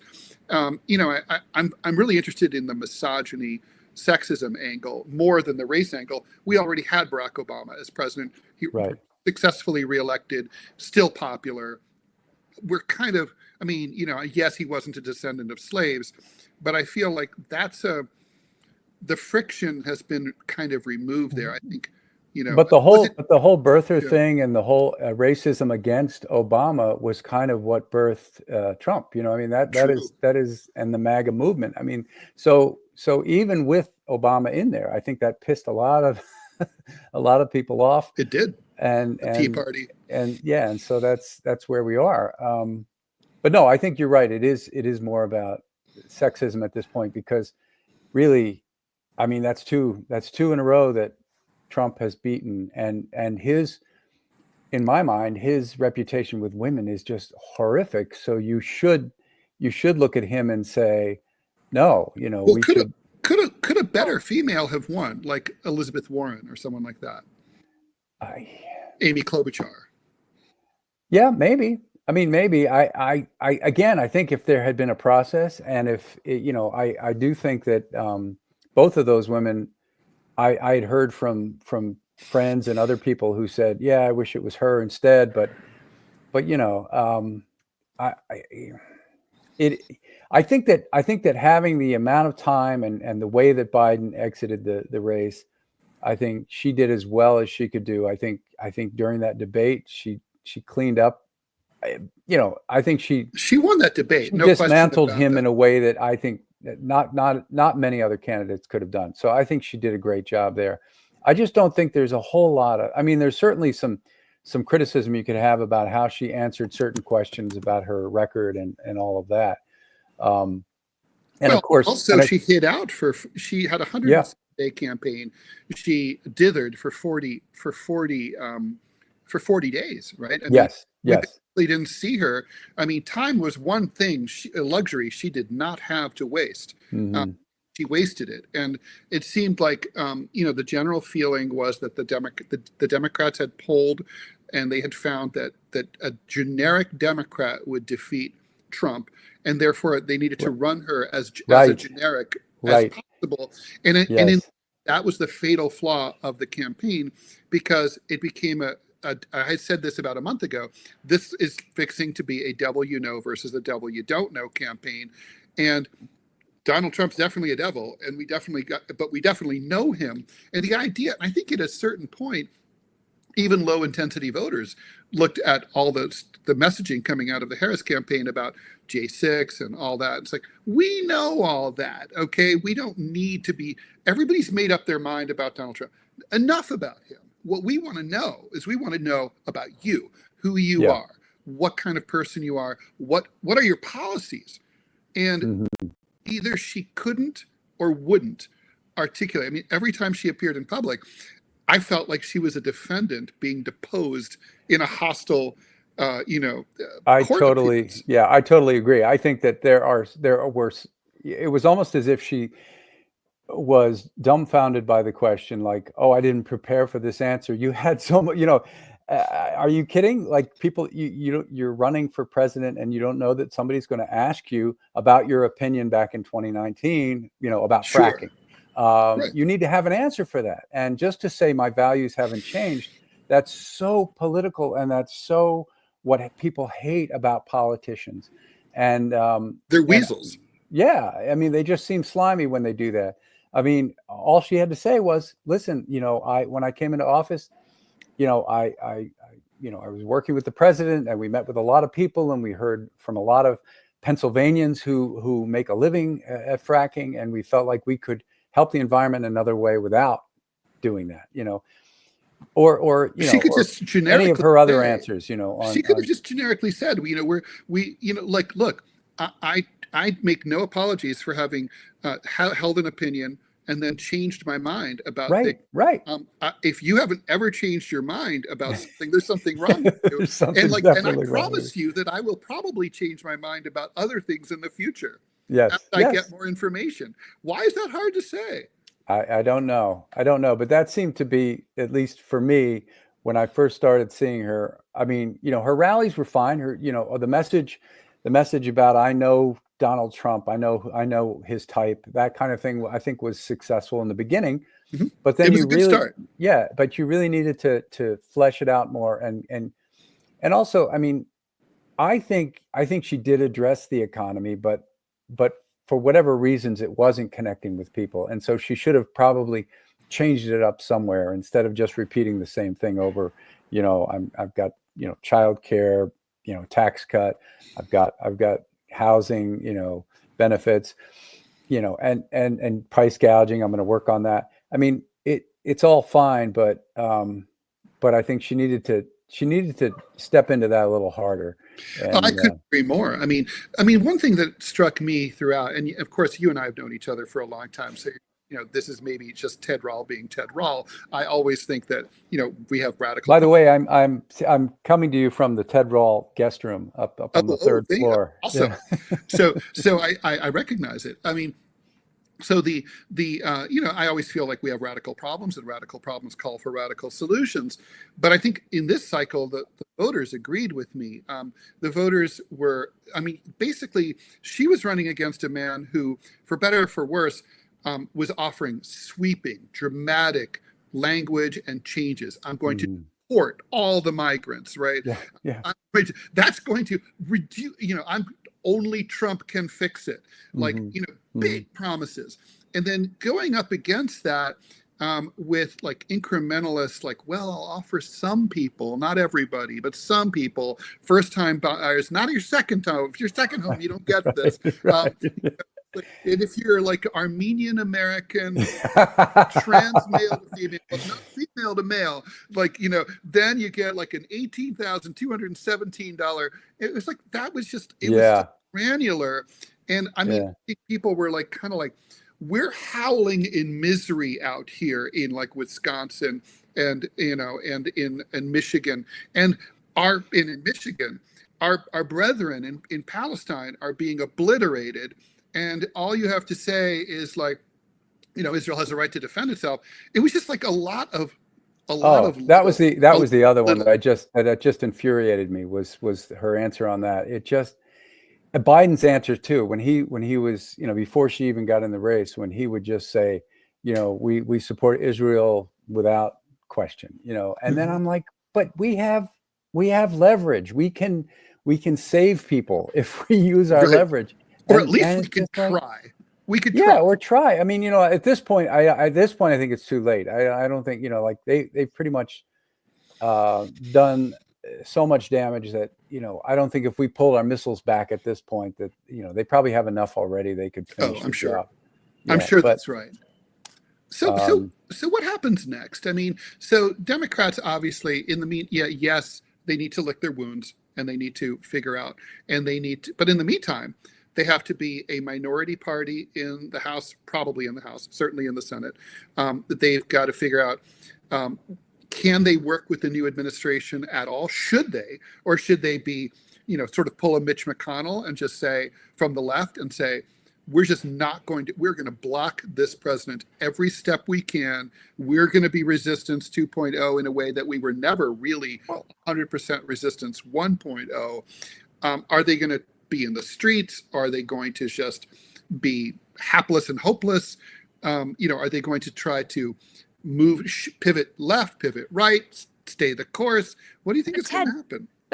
But Ted and Rob, let me just throw this in there, is when we saw the Trump administration 1.0, everybody that lived through that economy saw all the filibustering that was happening in Washington, D.C. Bills were not passed. I think that was the lowest bill count ever in modern American history. And I think Americans can kind of see through that now, especially because the growth of, or the death, I should say, of mainstream media, then juxtaposed against the growth of alternative media. People are realizing, hey, wait, we elected these dummies to Capitol Hill, and all they're doing is filibustering and just trying to drag their feet and not doing anything for the people. I mean, isn't that something to consider now? I mean, it is, but I don't think the people care about that. I mean, look at what happened with the immigration bill. I mean, I agree that it was too late. I mean, it was sort of like a Hail Mary, but the fact that they shot that bill down, even though it was a Republican bill,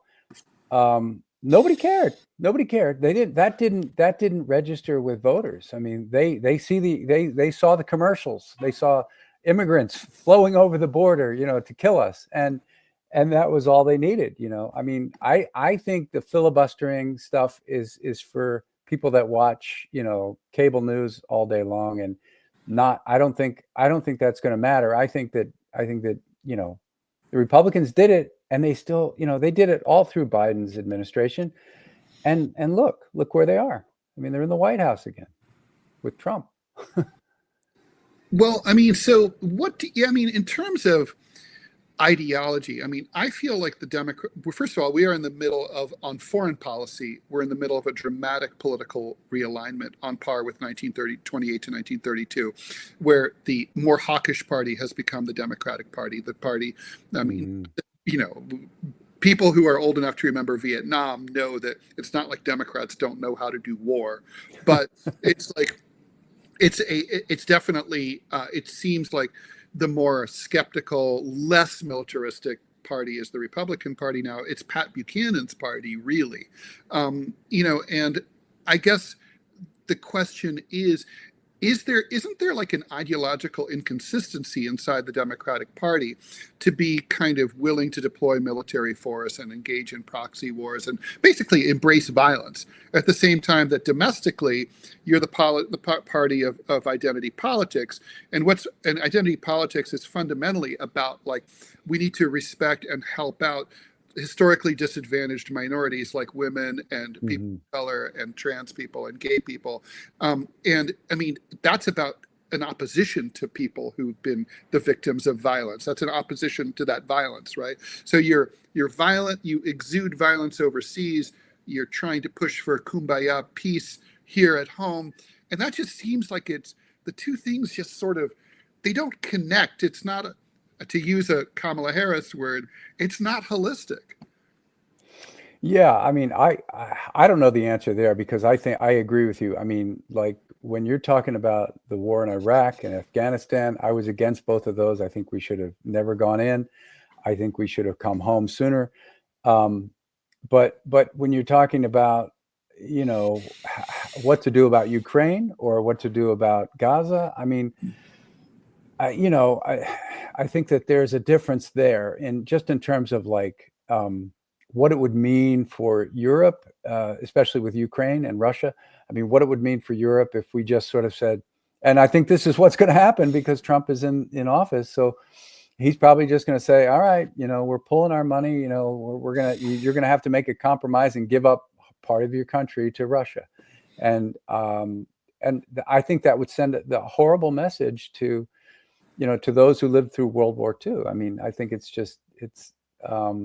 not acceptable. But yes, it is a dichotomy to say, you know, the Democrats are now the war, you know, the hawkish party. I mean, but in a sense, it's more about, I think it's more about that America First stuff that you know comes across and at all costs, even if it resonates though. It resonates to me. I mean, I don't know about you, Rob, at all. We've never talked about this, but for me, if there's a single American who's wanting for $1, he's short $1. Yeah, I don't want any money going overseas. I just don't. I don't feel the same way. I think I think that it's more complicated than that. I think that we have a system that is broken in some ways and favors the rich and the poor suffer, and we need to fix that system. But it doesn't mean we need to turn our backs on everyone in the world who is being oppressed. It doesn't mean we need to fix everything either. I mean, we have to be smart about it. But yeah, we're not involved in Sudan. Let's say they're in the brutal. Yeah, and I mean, again, that's kind of like, okay, it's not the, maybe racism has something to do with that, but you know, maybe a little. Yeah, I mean, but I agree with you. I agree with you. I agree with you on the idea that there's a lot that could be changed here that needs to be addressed, but it's sort of like, you know, how long will that take because of our divided government, you know, and does that mean in the meantime that we can't help, you know, other fledgling democracies, you know, around the world? Do you think there's going to be any kind of places that Republicans and Democrats can work together on? I mean, in the recent past, infrastructure has long been considered one of those places. Republicans have long expressed an interest in reforming the criminal justice system to scale down the prison industrial complex, which is expensive and ruinous to communities and families. Are there could Democrats and Republicans maybe figure out something on healthcare? Because Republicans are weak on healthcare in a huge way. They were never able to repeal and replace. Right. Can we point out that Medicare for All seems to have disappeared, just evaporated from the American lexicon the last 5 years, just evaporated. Yeah. So, I mean, are there things that, like, you know, that Democrats, I mean, and is it to the disadvantage of Democrats to be seen as helping Trump succeed in any respect? Or would it be better for them to trip him, put a stick in his spokes and watch him fail? I mean, I don't know that we have the the numbers to do that. I mean, I don't know. I mean, they're going to win. I think I mean, Bob Casey was just, that race was called and he lost. So in Pennsylvania. So that's 53 now. Yeah, that's, I mean, I that's don't. 54. I think it's 53, but yeah, but he is, I do think that, I don't think we necessarily have the numbers to do it. And of course, as a human being, my feeling is, screw them. Let's do the same thing they did to the Democrats. But that's obviously not productive and doesn't help us in the long run. I don't know what the answer is, because I don't know that there's anything that we can, unless Trump suddenly wakes up, tomorrow morning and says, you know what, I know it's all about retribution, but in the meantime, I want to have a legacy. So maybe I will pass that bipartisan immigration bill, or I might, do something, with healthcare. But did you hear? I mean, when J.D. Vance said, that Trump helped save Obamacare.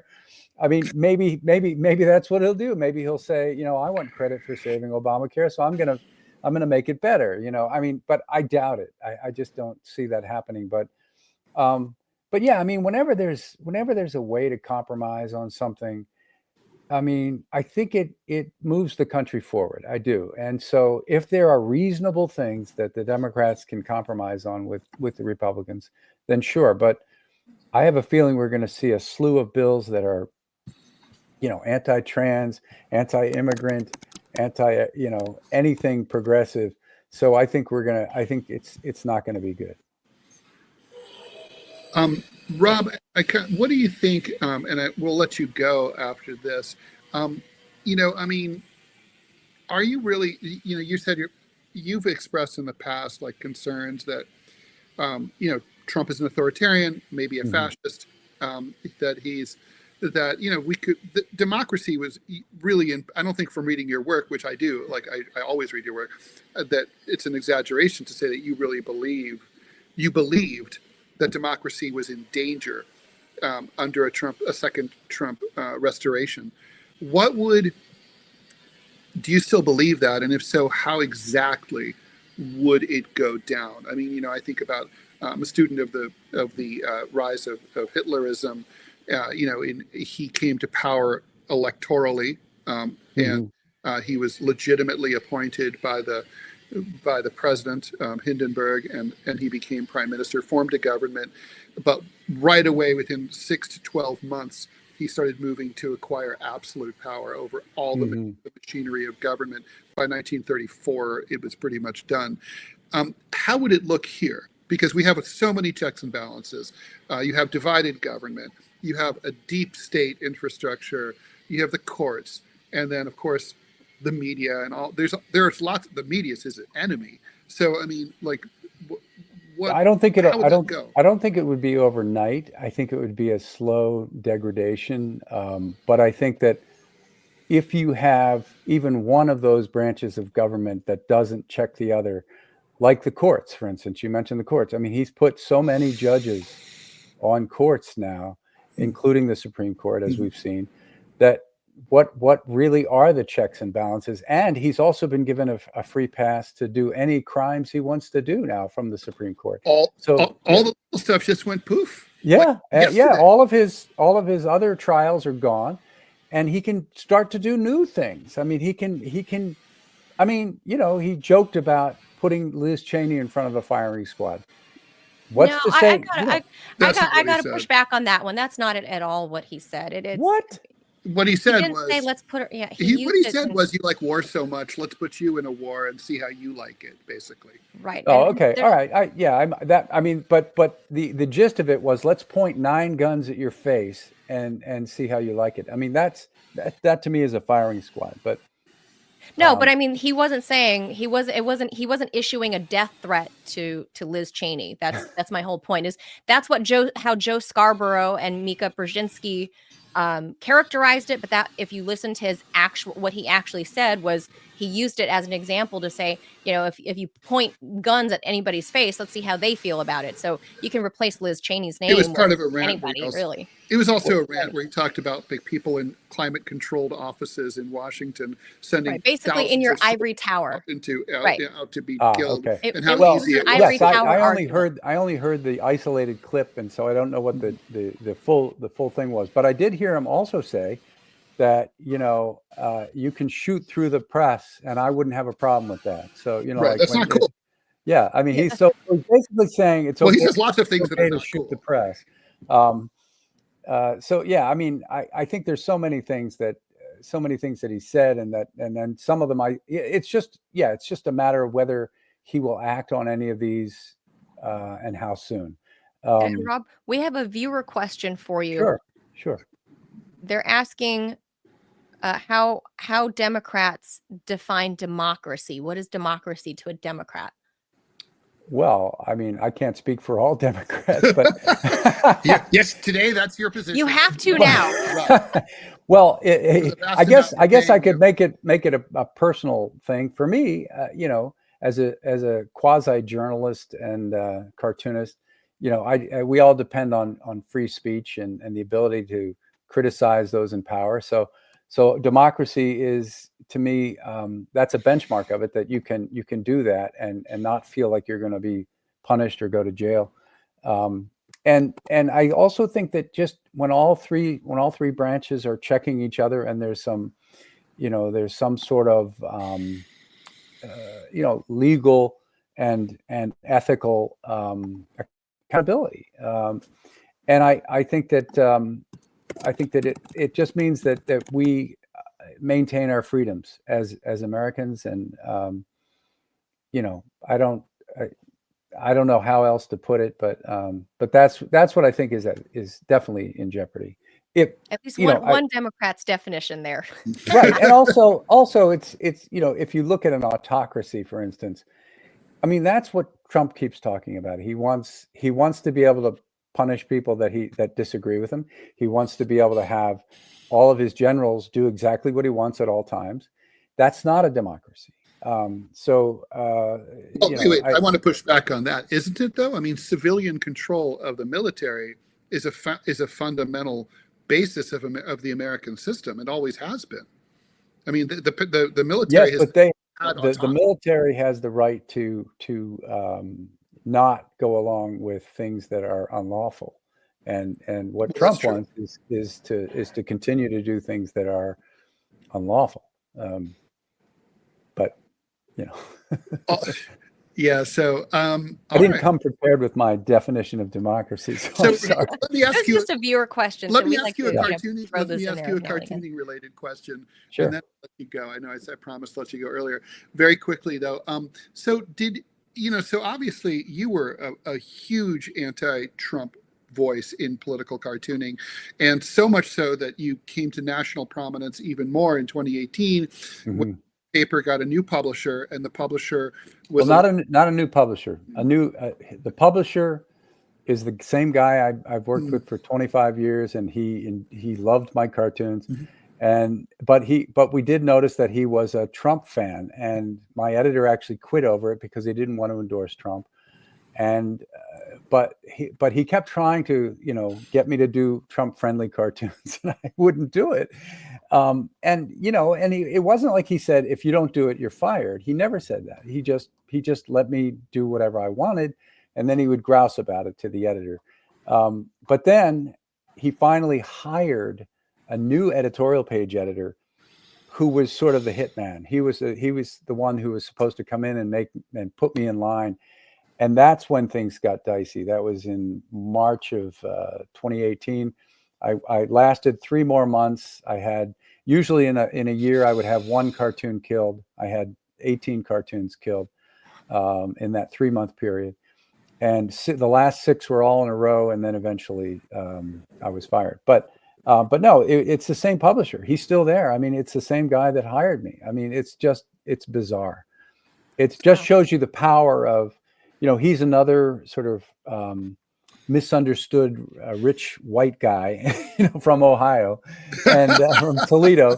and he felt like, that Trump was speaking for him somehow. He said things over the years that in the editorial meetings we would all kind of go, what? Like he would say some racist thing, and we would all think, he's just being crazy. But it turns out he actually, feels that way. So that's a shame. Well, yeah. I'd also, I know we promised to let you go, but I just got to point out that over the Trump years and now up to date, I feel like President Trump was the turning point for people's families and relationships. And if you're on one side or the other, that you actually lost friendships, or in your case, job/friendship. Yeah.